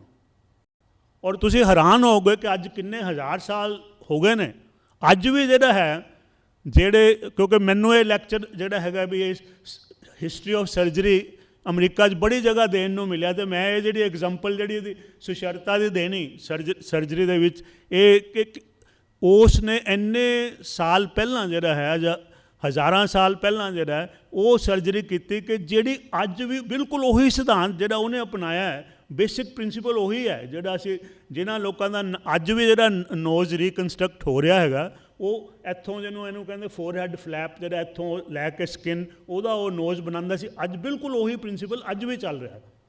ਤੋ ਸਾਡੇ ਲਈ ਬੜੀ ਮਾਣ ਦੀ ਗੱਲ ਹੈ, ਚਾਹੇ ਕੋਈ ਵੀ ਪ੍ਰਿੰਸੀਪਲ ਹੈ ਸਾਡੀ ਧਰਤੀ ਤੋਂ, ਜੇ ਸਰਜਰੀ ਦੀ ਹੈ, ਚਾਹੇ ਗੱਲ ਜਿਹੜੀ ਹੈ ਇਹ ਹਲੇਮੀ ਰਾਜ ਦੀ ਜਾਂ ਬੇਗਮਪੁਰੇ ਦੀ, ਜੋ ਅਸੀਂ ਬਹੁਤ ਅੱਛੇ ਕਾਨਸੈਪਟ ਜਿਹੜੇ ਅਸੀਂ ਦੁਨੀਆ ਨੂੰ ਦਿੱਤੇ ਨੇ, ਅਤੇ ਇਹ ਹਲੇਮੀ ਰਾਜ ਦਾ ਜਾਂ ਬੇਗਮਪੁਰੇ ਦਾ ਕਾਨਸੈਪਟ ਜਿਹੜਾ, ਇਹ ਨਹੀਂ ਕਿ ਉਸ ਵੇਲੇ, ਅੱਜ ਵੀ ਜਿਹੜਾ ਇਹਦੀ ਬਹੁਤ ਜ਼ਿਆਦਾ ਜਿਹੜੀ ਲੋੜ ਹੈ। ਤੋ ਜੇ ਅਸੀਂ ਮੁੱਖ ਤੌਰ 'ਤੇ ਕਹੀਏ ਵੀ ਸਾਰੀ ਗੱਲ ਦੇ ਵਿੱਚੋਂ ਜੇ ਨਿਚੋੜ ਕੱਢ ਕੇ ਦੇਖੀਏ, ਤਾਂ ਗੁਰੂ ਸਾਹਿਬ ਇਹ ਕਹਿੰਦੇ ਨੇ ਕਿ ਰਾਜ ਦਾ ਜਿਹੜਾ ਨੈਤਿਕਤਾ ਦੇ ਨਾਲ ਸੰਬੰਧ ਹੈ, ਮੁੱਖ ਪੱਖ ਜਿਹੜਾ ਹੈ ਕਿ ਜੇ ਰਾਜੇ ਦੇ ਅੰਦਰ ਨੈਤਿਕਤਾ ਨਹੀਂ ਹੋਏਗੀ, ਤੇ ਫਿਰ ਜਿਹੜਾ ਅੱਛਾ ਰਾਜ ਨਹੀਂ ਹੋ ਸਕਦਾ ਨੈਤਿਕਤਾ ਤੋਂ ਬਿਨਾਂ। ਹੁਣ ਨੈਤਿਕਤਾ ਜਿਹੜੀ ਹੈ, ਅੱਜ ਜੇ ਤੁਸੀਂ ਦੇਖੋ ਕਿ ਜਿਵੇਂ ਮੈਂ ਕਿਹਾ ਕਿ ਜੇ ਸੁਸ਼ਰਤਾ ਉਸ ਵੇਲੇ ਜੋ ਕਰ ਰਿਹਾ ਸੀ, ਅੱਜ ਵੀ ਜਿਹੜਾ ਉਹ ਸਾਰਥਕ ਹੈ, ਤਾਂ ਅੱਜ ਵੀ ਜਿਹੜਾ ਇਹ ਕਿੰਨੀ ਜਿਹੜੀ ਗੱਲ ਜਿਹੜੀ ਕਿ ਨੈਤਿਕਤਾ ਦੀ ਜ਼ਰੂਰੀ ਹੈ, ਕਿਉਂਕਿ ਅੱਜ ਦੀ ਜਿਹੜੀ ਗਲੋਬਲਾਈਜੇਸ਼ਨ ਹੈਗੀ ਹੈ, ਉਸ ਦੀ ਮੁੱਖ ਸਮੱਸਿਆ ਕੀ ਹੈ ਕਿ ਉਹਦੇ ਵਿੱਚੋਂ ਜਿਹੜਾ ਹੈ ਇਹ ਜਿਹੜੀ ਗਲੋਬਲਾਈਜੇਸ਼ਨ ਹੈ, this is economic only globalization, there is no ethical aspect. ਤੋ ਜਿਹੜੀ ਬੁਨਿਆਦੀ ਜਿਹੜੀ ਗੱਲ ਹੈ, ਜਿਹੜਾ ਅੱਜ ਦਾ ਵੀ ਗਲਤ ਜੋ ਹੋ ਰਿਹਾ ਕੰਮ, ਉਹ ਉਹੀ ਹੈ ਜੋ ਗੁਰੂ ਸਾਹਿਬ ਦੱਸ ਕੇ ਗਏ ਨੇ ਕਿ ਜਿੱਥੇ ਨੈਤਿਕਤਾ ਨਹੀਂ ਹੋਏਗੀ ਤੇ ਉੱਥੇ ਜਿਹੜਾ ਹੈਗਾ ਅੱਛਾ ਰਾਜ ਨਹੀਂ ਹੋਏਗਾ। ਤੇ ਅੱਜ ਤਾਂ ਜਿਹੜਾ ਨੈਤਿਕਤਾ ਦਾ ਸਵਾਲ ਹੀ ਜਿਹੜਾ ਉਹ ਖਤਮ ਹੋ ਗਿਆ। ਕਿਉਂ ਕਿ ਨੈਤਿਕਤਾ ਦਾ ਜਿਹੜੇ ਸੰਬੰਧ ਹੈ ਉਹ ਸਪਿਰਚੁਅਲਿਟੀ ਦੇ ਨਾਲ ਹੈ, ਅਧਿਆਤਮ ਦਾ ਜਿਹੜਾ ਧਰਮ ਦਾ ਜਿਹੜਾ ਅਧਿਆਤਮ ਦਾ ਇਹਨਾਂ ਚੀਜ਼ਾਂ ਦਾ ਸੰਬੰਧ ਜਿਹੜਾ ਹੈਗਾ ਉਹ ਨੈਤਿਕਤਾ ਦੇ ਨਾਲ ਹੈ। ਤੇ ਜਦੋਂ ਜਿਹੜੀ ਸੁਸਾਇਟੀ ਜਿਹੜੀ ਹੈ ਇੰਨੀ ਜ਼ਿਆਦਾ ਜਿਹੜੀ ਮਟੀਰੀਅਲਿਸਟ ਹੋ ਜਾਏ ਕਿ ਜਿੱਥੇ ਅਮਲੀ ਤੌਰ 'ਤੇ ਜਿੱਥੇ ਪ੍ਰੈਕਟੀਕਲੀ ਜਿਹਦੇ ਵਿੱਚੋਂ ਜਿਹੜਾ ਸਪਿਰਚੁਅਲ ਆਸਪੈਕਟ ਆਫ ਲਾਈਫ ਜਾਂ ਇੰਨਾ ਜ਼ਿਆਦਾ ਕਮਜ਼ੋਰ ਹੋ ਜਾਏ ਕਿ ਉਹ ਚਲਾ ਜਾਏ, ਉੱਥੇ ਨੈਤਿਕਤਾ ਜਿਹੜੀ ਨਹੀਂ ਹੋ ਸਕਦੀ ਉਸ ਸਮਾਜ ਦੇ ਵਿੱਚ। ਕਿਉਂ ਨੈਤਿਕਤਾ ਦਾ ਜਿਹੜਾ ਸਵਾਲ ਹੈ ਉਹ ਧਰਮ ਔਰ ਅਧਿਆਤਮ ਦੇ ਨਾਲ ਜੁੜਿਆ ਹੋਇਆ ਸਵਾਲ ਹੈ। ਅਤੇ ਜਦੋਂ ਅੱਜ ਦਾ ਜਿਹੜਾ ਜੋ ਇਹ ਰਾਜ ਹੈ ਇਹਦੇ ਵਿੱਚ ਉਹ ਚੀਜ਼ ਮਾਈਨਸ ਹੈ, ਅਤੇ ਇਹਦਾ ਮਤਲਬ ਇਹ ਹੈ ਕਿ ਇੱਥੇ ਜਿਹੜਾ ਹੈ ਅੱਛਾ ਰਾਜ ਜਿਹੜਾ ਸੰਭਵ ਨਹੀਂ ਹੈ। ਚਾਹੇ ਕਿ ਇੰਨਾ ਅਸੀਂ ਕਹਿੰਦੇ ਕਿ ਟੈਕਨੋਲੋਜੀ ਜਿਹੜੀ ਐਡਵਾਂਸ ਹੋ ਗਈ, ਉਹਦੇ ਨਾਲ ਜਿਹੜਾ ਮਨੁੱਖ ਕੋਲ ਰਿਸੋਰਸਿਸ ਇੰਨੇ ਆ ਗਏ, ਟੈਕਨੋਲੋਜੀ ਤਾਂ ਬਹੁਤ ਜਿਹੜੀ ਹੈਗੀ ਹੈ ਵੱਧ ਗਈ ਹੈ, ਲੇਕਿਨ ਹੁਣ ਇਹ ਬੁਨਿਆਦੀ ਸਵਾਲ ਇਹ ਆ ਜਾਂਦਾ ਹੈ ਇਸ ਦੇ ਨਾਲ ਜੁੜਿਆ ਹੋਇਆ ਇਸ ਕਿ ਕੀ ਟੈਕਨੋਲੋਜੀ ਦਾ ਜਿਹੜਾ ਔਰ ਜਿਹੜੀ ਡਿਵੈਲਪਮੈਂਟ ਹੈ ਜਾਂ ਗਰੋਥ ਹੈ ਜਾਂ ਵਿਕਾਸ ਹੈ ਟੈਕਨੋਲੋਜੀ ਦਾ, ਕੀ ਉਹ ਆਪਣੇ ਆਪ 'ਚ ਮਨੁੱਖੀ ਵਿਕਾਸ ਬਣ ਜਾਂਦਾ ਕਿ ਹਿਊਮਨ ਡਿਵੈਲਪਮੈਂਟ ਜਿਹੜੀ ਹੈ ਉਹ ਇਹ ਆਟੋਮੈਟਿਕ ਪ੍ਰੋਸੈਸ ਨਹੀਂ ਹੈ ਕਿ ਟੈਕਨੋਲੋਜੀ ਡਿਵੈਲਪ ਜਿਹੜੀ ਹੋ ਗਈ ਅਤੇ ਬੰਦਾ ਵੀ ਜਿਹੜਾ ਅੱਗੇ ਨਾਲੋਂ ਚੰਗਾ ਹੋ ਗਿਆ। ਕਿ ਚਾਹੇ ਗੱਲ ਰਾਜ ਦੀ ਹੈ, ਚਾਹੇ ਸਮੁੱਚੀ ਮਨੁੱਖੀ ਵਰਤਾਰੇ ਦੀ ਗੱਲ ਹੈ, ਕਿ ਬਹੁਤ ਸਾਰੇ ਲੋਕ ਜਿਹੜੇ ਹੈ ਉਹ ਸਹਿਮਤ ਹੋਣਗੇ ਕਿ ਮਨੁੱਖ ਨੇ ਜਿਹੜਾ ਹੈ ਇਸ ਖੇਤਰ ਦੇ ਵਿੱਚ ਮਨੁੱਖੀ ਪੱਖੋਂ ਜਿਹੜਾ ਕਿ ਮਨੁੱਖ ਜਿਹੜਾ ਉਹਨੇ ਵਿਕਾਸ ਨਹੀਂ ਕੀਤਾ। ਤੋ ਇਸੇ ਕਰਕੇ ਜਿਹੜਾ ਰਾਜ ਵੀ ਜਿਹੜਾ ਹੈ ਜਿਹਨਾਂ ਰਾਜਿਆਂ ਨੂੰ ਗੁਰੂ ਸਾਹਿਬ 500 ਸਾਲ ਪਹਿਲਾਂ ਜਿਹੜੇ ਕ੍ਰਿਟਿਸਾਈਜ਼ ਕਰਕੇ ਗਏ ਨੇ ਉਹ ਉਸ ਵੇਲੇ ਦੇ ਰਾਜਿਆਂ ਤੱਕ ਸੀਮਿਤ ਨਹੀਂ ਹੈ। ਜਿਹੜੀ ਸਮਝਣ ਵਾਲੀ ਗੱਲ ਹੈ ਕਿ ਅੱਜ ਦੇ ਵੀ ਜਿਹੜੇ ਰਾਜੇ ਨੇ ਉਹੀ ਉਹਨਾਂ ਨੂੰ ਅਲਾਮਤਾਂ ਨੇ, ਉਹੀ ਪ੍ਰੋਬਲਮ ਨੇ ਜੇ ਗੁਰੂ ਸਾਹਿਬ ਨੇ ਆਪਣੇ ਵੇਲੇ ਜਿਹੜੀਆਂ ਉਹਨਾਂ ਵਿੱਚ ਸਮੱਸਿਆਵਾਂ ਦੇਖੀਆਂ ਨੇ, ਉਹ ਅੱਜ ਵੀ ਉਸੇ ਤਰ੍ਹਾਂ ਉਹ ਸਮੱਸਿਆਵਾਂ ਜਿਹੜੀਆਂ ਨੇ ਬਿਲਕੁਲ ਉਸੇ ਤਰ੍ਹਾਂ ਉਹਨਾਂ 'ਚ ਹੈ ਨੇ। ਤੋ ਇਸ ਕਰਕੇ ਜਿਹੜੀ ਗੱਲ ਉਦੋਂ ਕਹੀ ਸੀਗੀ ਉਹ ਅੱਜ ਵੀ ਜਿਹੜੀ ਪੂਰੀ ਤਰ੍ਹਾਂ ਲਾਗੂ ਹੋ ਰਹੀ ਹੈ। ਤੋ ਜਿਹੜਾ ਇਸ ਰਾਜ ਦਾ ਜਿਹੜਾ ਕਨਸੈਪਟ ਹੈ ਉਹ ਜਿਹੜਾ ਹੈ ਸਿਰਫ ਉਦੋਂ ਲਈ ਨਹੀਂ ਹੈ ਨਾ ਸੀ। ਤੋ ਕਹਿਣ ਦਾ ਭਾਵ ਹੈ ਕਿ ਜਿਹੜਾ ਗੁਰੂ ਗ੍ਰੰਥ ਸਾਹਿਬ ਦਾ ਜਿਹੜਾ ਮੈਸੇਜ ਹੈ ਇਹ ਟਾਈਮ ਬਾਉਂਡ ਨਹੀਂ ਹੈ, ਨਾ ਇਹ ਪਲੇਸ ਬਾਉਂਡ ਹੈ, ਨਾ ਸਪੇਸ ਬਾਉਂਡ ਹੈ। ਕਿਉਂਕਿ ਜਿਹੜੀ ਗੱਲ ਜਿਹੜੀ ਉਦੋਂ ਸੱਚੀ ਸੀਗੀ, ਉਦੋਂ ਸਹੀ ਸੀ, ਜਿੱਥੇ ਵੀ ਗੱਲ ਉਹ ਅੱਜ ਵੀ ਓਨੀ ਸੱਚੀ ਹੈ ਔਰ ਸਾਡੇ ਸਾਹਮਣੇ ਹੈ ਕਿ ਤੁਸੀਂ ਦੇਖ ਲਓ ਕਿ ਕਿਸ ਤਰ੍ਹਾਂ ਜਿਹੜਾ ਹੈਗਾ ਅੱਜ ਦੇ ਰਾਜੇ ਜਿਹੜੇ ਬਿਲਕੁਲ ਜਿਹੜਾ ਡਬਲ ਮਤਲਬ ਨਿਆਂ ਵਾਲੀ ਗੱਲ ਜਿਹੜੀ ਹੈ ਨਹੀਂ ਹੋ ਰਹੀ। ਕਿ ਹੁਣੇ ਅਸੀਂ ਦੇਖਿਆ ਹੈਗਾ ਕਿ ਰੀਓ ਜਿਹੜੇ ਓਲੰਪਿਕਸ ਹੋਏ ਤੁਹਾਡੇ ਸਾਹਮਣੇ ਹੋਇਆ ਕਿ ਰੀਓ ਓਲੰਪਿਕਸ ਦੇ ਵਿੱਚ ਜਿਹੜੀ ਹੈ ਹੁਣ ਨਿਆਂ ਦੀ ਗੱਲ ਦੇਖੋ ਕਿ ਜਿਹੜੀ ਰਸ਼ੀਅਨ ਟੀਮ ਹੈ, ਰਸ਼ੀਆ ਦੀ ਜਿਹੜੀ ਟੀਮ ਹੈ ਉਸ ਨੂੰ ਮਤਲਬ ਇਸ ਕਰਕੇ ਉੱਥੋਂ ਨਹੀਂ ਜਾਣ ਦਿੱਤਾ ਗਿਆ, ਉਹਦੇ 'ਚ ਹਿੱਸਾ ਨਹੀਂ ਲੈਣ ਦਿੱਤਾ ਗਿਆ। ਐਥਲੈਟਿਕ ਟੀਮ ਨੂੰ ਪੂਰੀ ਤਰ੍ਹਾਂ ਹੀ ਜਿਹੜਾ ਉਹਨੂੰ ਬਾਹਰ ਕੱਢਤਾ ਅਤੇ ਬਾਕੀ ਬਹੁਤ ਸਾਰੇ ਖਿਡਾਰੀਆਂ ਨੂੰ ਕੱਢਤਾ, ਕਹਿੰਦੇ ਜੀ ਇਹ ਡਰੱਗਸ ਲੈਂਦੇ ਹੈਗੇ। ਹੁਣ ਹੋਇਆ ਕੀ ਹੈ ਕਿ ਥੋੜ੍ਹੀ ਦੇਰ ਬਾਅਦ ਹੀ ਸਾਨੂੰ ਇਹ ਪਤਾ ਲੱਗਾ ਕਿ ਜਿੰਨੇ ਅਮਰੀਕਨ ਉੱਥੇ ਐਥਲੀਟ ਗਏ ਜਿਨ੍ਹਾਂ ਨੇ ਬਹੁਤ ਮੈਡਲ ਲਏ ਉਹ ਉਹਨਾਂ ਨਾਲੋਂ ਜ਼ਿਆਦਾ ਡਰੱਗਸ ਲੈ ਰਹੇ ਆ। ਅਤੇ ਕਿੱਥੇ ਹੈ ਜਸਟਿਸ? ਇਹਦਾ ਮਤਲਬ ਕਿਤੇ ਨਾ ਕਿਤੇ ਤਾਂ ਇਨਜਸਟਿਸ ਹੋ ਰਿਹਾ ਕਿ ਜਿਹੜੇ ਵਿਚਾਰੇ ਉਹ ਜਿਹੜੇ ਐਥਲੀਟ ਜਿਨ੍ਹਾਂ ਨੂੰ ਓਲੰਪਿਕ 'ਚ ਹਿੱਸਾ ਨਹੀਂ ਲੈਣ ਦਿੱਤਾ ਗਿਆ ਉਹ ਇਸ ਕਰਕੇ ਨਹੀਂ ਲੈਣ ਦਿੱਤਾ ਕਿ ਉਹ ਡਰੱਗਸ ਲੈ ਰਹੇ ਆ, ਲੇਕਿਨ ਜਿਹੜੇ ਗਏ ਆ ਜਿਹੜੇ ਮੈਡਲ ਜਿੱਤ ਕੇ ਆਏ ਆ ਹੁਣ ਉਹਨਾਂ ਦਾ ਰਿਕਾਰਡ ਜਿਹੜਾ ਤੁਹਾਡੇ ਸਾਹਮਣੇ ਉਹ ਰਿਕਾਰਡ ਜਿਹੜਾ ਛਪ ਗਿਆ ਕਿ ਕਿੰਨੀਆਂ ਕੁ ਰਿਕਾਰਡ ਲੇਕਿਨ ਉਹ ਕਹਿ ਰਹੇ ਨੇ ਜੀ ਇਹ ਤਾਂ ਆਪਣੇ ਡਾਕਟਰ ਤੋਂ ਪੁੱਛ ਕੇ ਲੈ ਰਹੇ ਸੀਗੇ। ਹੁਣ ਜੇ ਉਹ ਡਾਕਟਰ ਤੋਂ ਪੁੱਛ ਕੇ ਲੈ ਰਹੇ ਸੀਗੇ ਫਿਰ ਇਹ ਇਨਫੋਰਮੇਸ਼ਨ ਉਦੋਂ ਕਿਉਂ ਨਹੀਂ ਦਿੱਤੀ ਜਦੋਂ ਉਹ ਜਿਹੜੇ ਹੈ ਉੱਥੇ ਹਿੱਸਾ ਲੈਣ ਜਾਂਦੇ, ਉਦੋਂ ਇਹ ਦੱਸਣਾ ਚਾਹੀਦਾ ਸੀਗਾ। ਹੁਣ ਜਦੋਂ ਕਿਸੇ ਨੇ ਜਾ ਕੇ ਉਹਨਾਂ ਦੇ ਰਿਕਾਰਡ ਜਿਹੜੇ ਕਿਸੇ ਤਰ੍ਹਾਂ ਜਾ ਕੇ ਉਹ ਹੈਕ ਕਰਕੇ ਇੰਟਰਨੈਟ ਤੋਂ ਅਤੇ ਉਹ ਪਬਲਿਕ ਕਰ ਦਿੱਤੇ ਅਤੇ ਹੁਣ ਅਮਰੀਕਾ ਕਹਿ ਰਿਹਾ ਕਿ ਦੇਖੋ ਜੀ ਇਹਨਾਂ ਨੇ ਜਿਹੜਾ ਹੈਗਾ ਇਹ ਜਿਹੜੇ ਸੀ ਅੰਡਰ ਡਾਕਟਰਸ ਸੁਪਰਵਿਜ਼ਨ ਲੈ ਰਹੇ ਸੀ। ਹੁਣ ਚਾਹੇ ਤੁਸੀਂ ਡਾਕਟਰ ਦੇ ਸੁਪਰਵਿਜ਼ਨ ਦੇ ਲੈ ਰਹੇ ਹੋ ਚਾਹੇ ਕਿਸ ਤਰ੍ਹਾਂ ਲੈ ਰਹੇ ਹੋ, ਗੱਲ ਤਾਂ ਇਹ ਹੈ ਕਿ ਜਿੱਥੇ ਜਸਟਿਸ ਤਾਂ ਹੀ ਹੈ ਨਾ ਜਿਹੜਾ ਬੰਦਾ ਜੋ ਡਿਜ਼ਰਵ ਕਰਦਾ। ਜੇ ਕੰਪੀਟੀਸ਼ਨ ਹੋ ਰਿਹਾ ਉਹਦੇ 'ਚ ਕਿਸੇ ਨੂੰ ਅਨਫੇਅਰ ਅਨਜਸਟ ਐਡਵਾਂਟੇਜ ਨਾ ਮਿਲੇ ਅਤੇ ਜੇ ਕੋਈ ਇੱਕ ਬੰਦਾ ਕਿਸੇ ਨਾ ਕਿਸੇ ਰੂਪ 'ਚ ਇਹੋ ਜਿਹੀ ਕੋਈ ਜਿਹਨੂੰ ਅਸੀਂ ਕਹਾਂਗੇ ਕਿ ਪਰਫੋਰਮੈਂਸ ਐਨਹਾਂਸਿੰਗ ਚੀਜ਼ ਲੈ ਰਿਹਾ ਹੈ ਜਿਹਦੇ ਨਾਲ ਕਿ ਉਹਦੀ ਪਰਫੋਰਮੈਂਸ ਜਿਹੜੀ ਹੈ ਉਹ ਬੈਟਰ ਹੋ ਜਾਏਗੀ ਅਤੇ ਫਿਰ ਉਹਦੇ ਜਿਹੜੇ ਜੋ ਉਹਨੇ ਲਿਆ ਮੈਡਲ ਉਹਦੇ 'ਤੇ ਕੁਐਸਚਨ ਲੱਗੇਗਾ ਕਿ ਦੂਸਰਿਆਂ ਨਾਲੋਂ ਇਹਨੇ ਇੱਕ ਇਹੋ ਜਿਹੀ ਚੀਜ਼ ਲਈ ਹੈ ਜਿਹਦਾ ਇਹਨੂੰ ਮਤਲਬ ਅਨਫੇਅਰ ਐਡਵਾਂਟੇਜ ਸੀ। ਤਾਂ ਫਿਰ ਉਹੀ ਜਿਹੜਾ ਹੈ ਜਸਟਿਸ ਦਾ ਜਿਹੜਾ ਪ੍ਰਿੰਸੀਪਲ ਜਿਹੜਾ ਹੈਗਾ ਉਹ ਵਾਇਲੇਟ ਹੋ ਰਿਹਾ। ਤਾਂ ਕਹਿਣ ਦਾ ਭਾਵ ਹੈ ਕਿ ਜਿਹੜਾ ਐਥਿਕਸ ਦਾ ਸਵਾਲ ਹੈ ਉਹ ਬੁਨਿਆਦੀ ਸਵਾਲ ਹੈ ਕਿ ਜੇ ਇਹ ਜਿਹੜੀ ਗਲੋਬਲਾਈਜੇਸ਼ਨ ਹੈਗੀ ਜਿੰਨਾ ਚਿਰ ਇਹਦੇ 'ਚ ਅਸੀਂ ਐਥੀਕਲ ਆਸਪੈਕਟ ਨਹੀਂ ਲਿਆਂਦੇ ਉਨਾ ਚਿਰ ਅੱਛਾ ਰਾਜ ਜਿਹੜਾ ਉਹ ਸਾਨੂੰ ਮਿਲ ਨਹੀਂ ਸਕਦਾ। ਤਾਂ ਇਹ ਜਿਹੜਾ ਜੇ ਅਸੀਂ ਇੱਕ ਮੈਸੇਜ ਗੁਰਬਾਣੀ ਤੋਂ ਲੈਂਦੇ ਹਾਂ ਕਿ ਕਿਹੋ ਜਿਹਾ ਰਾਜ ਜਿਹੜਾ ਚੰਗੇ ਰਾਜ ਦਾ ਜਿਹੜਾ ਕਨਸੈਪਟ ਹੈ ਅਤੇ ਉਹਦੇ 'ਚ ਘੱਟੋ ਘੱਟ ਮੈਨੂੰ ਇਹ ਸਮਝ ਆਈ ਹੈ ਕਿ ਗੁਰੂ ਸਾਹਿਬ ਕਹਿੰਦੇ ਕਿ ਨੈਤਿਕਤਾ ਜਿਹੜਾ ਹੈ ਰਾਜ ਦਾ ਜਿਹੜਾ ਮੁੱਖ ਪੱਖ ਹੈ ਅਤੇ ਨੈਤਿਕਤਾ ਜਿਹੜੀ ਹੈ ਉਹ ਸਪਿਰਿਚੁਅਲ ਡਾਇਮੈਂਸ਼ਨ ਤੋਂ ਬਿਨਾਂ ਸੰਭਵ ਨਹੀਂ ਹੈ। ਤਾਂ ਕਹਿਣ ਦਾ ਫਿਰ ਗੱਲ ਤਾਂ ਉੱਥੇ ਹੀ ਆ ਗਈ ਨਾ ਕਿ ਅੱਜ ਦੀ ਜਿਹੜੀ ਦੁਨੀਆ ਹੈਗੀ ਉਹਦੇ ਵਿੱਚ ਜਿਹੜਾ ਹੈ ਮਟੀਰੀਅਲ ਆਸਪੈਕਟ ਔਰ ਸਪਿਰਿਚੁਅਲ ਆਸਪੈਕਟ ਜਿਹੜਾ ਹੈ ਜੇ ਮੋਟੇ ਤੌਰ 'ਤੇ ਆਪਾਂ ਦੇਖੀਏ ਜੇ ਅੱਜ ਦੁਨੀਆ ਦੀ ਜਿਹੜੀ ਸਮੱਸਿਆ ਹੈ ਕਿ ਜਿਹੜਾ ਮਟੀਰੀਅਲ ਆਸਪੈਕਟ ਹੀ ਅਮਲੀ ਤੌਰ 'ਤੇ ਬਚਿਆ, ਸਪਿਰਿਚੁਅਲ ਆਸਪੈਕਟ ਜਾਂ ਤਾਂ ਇੰਨਾ ਕਮਜ਼ੋਰ ਹੋ ਗਿਆ ਜਾਂ ਤਕਰੀਬਨ ਖਤਮ ਹੋ ਗਿਆ ਅਤੇ ਉਹਦੇ ਨਾਲ ਜਿਹੜਾ ਹੈ ਇਹ ਸਾਡਾ ਵਹਿਮ ਹੈ ਕਿ ਇੱਥੇ ਚੰਗਾ ਰਾਜ ਉਹ ਕਹਿੰਦੇ ਹੁਣ ਬੜਾ ਜਸਟਿਸ ਹੈ ਜੀ। ਕਈ ਲੋਕ ਮੈਨੂੰ ਕਹਿੰਦੇ ਕਿ ਹੁਣ ਬੜਾ ਜਸਟਿਸ ਹੋ ਰਿਹਾ ਜੀ ਉੱਥੇ ਕਹਿੰਦੇ ਬੜਾ ਕਾਨੂੰਨ ਦਾ ਮੁਲਕ ਹੈ। ਮੈਂ ਕਿਹਾ ਮੈਂ ਵੀ 40 ਸਾਲ ਵੈਸਟਰਨ ਕੰਟਰੀ ਸਾਰੇ ਦੇਖੇ ਹੈ। ਗੱਲ ਈਸਟ ਔਰ ਵੈਸਟ ਦੀ ਨਹੀਂ ਹੈ, ਗੱਲ ਤਾਂ ਇਹ ਹੈਗੀ ਹੈ ਕਿ ਸੰਭਵ ਹੀ ਨਹੀਂ ਹੈ। ਗੁਰੂ ਸਾਹਿਬ ਕਹਿੰਦੇ ਕਿ ਹੋ ਹੀ ਨਹੀਂ ਸਕਦਾ ਜੇ ਨੈਤਿਕਤਾ ਨਹੀਂ ਹੈ, ਧਰਮ ਜੇ ਨਹੀਂ ਹੈ, ਧਰਮ ਦਾ ਜਿਹੜਾ ਮੁੱਖ ਪੱਖ ਹੈ ਨੈਤਿਕਤਾ ਹੈ ਅਤੇ ਧਰਮ ਜੇ ਉੱਡ ਗਿਆ ਕਿਸੇ ਸਮਾਜ 'ਚੋਂ ਉੱਥੇ ਜਿਹੜਾ ਚੰਗਾ ਰਾਜ ਹੋ ਨਹੀਂ ਸਕਦਾ। ਇਹ ਜਿਹੜੀ ਗੱਲ ਆਪਾਂ ਸਮਝਣੀ ਹੈ। ਅਤੇ ਇਹਨੂੰ ਮਤਲਬ ਜਿਹੜਾ ਆਪਾਂ ਜੇ ਗੁਰੂ ਗ੍ਰੰਥ ਸਾਹਿਬ ਦਾ ਜਿਹੜਾ ਮੈਸੇਜ ਅਗਰ ਦੁਨੀਆ ਨੂੰ ਦੇਣਾ ਹੈ, ਅਤੇ ਉਹਦੇ 'ਚ ਦੇਖੋ ਇੱਕ ਤਾਂ ਇਹ ਸਪੈਸੀਫਿਕ ਮੈਸੇਜ ਹੈ ਕਿ ਜੇ ਅਸੀਂ ਰਾਜ ਕਰਨਾ ਤਾਂ ਉਸ ਰਾਜਿਆਂ ਨੂੰ ਨੈਤਿਕ ਪੱਖ ਜ਼ਰੂਰੀ ਹੈ। ਦੂਸਰੀ ਜਿਹੜੀ ਚੀਜ਼ ਹੈ ਕਿ ਅੱਜ ਜੇ ਇਨਸਾਨ ਜਿਹੜਾ ਹੈ,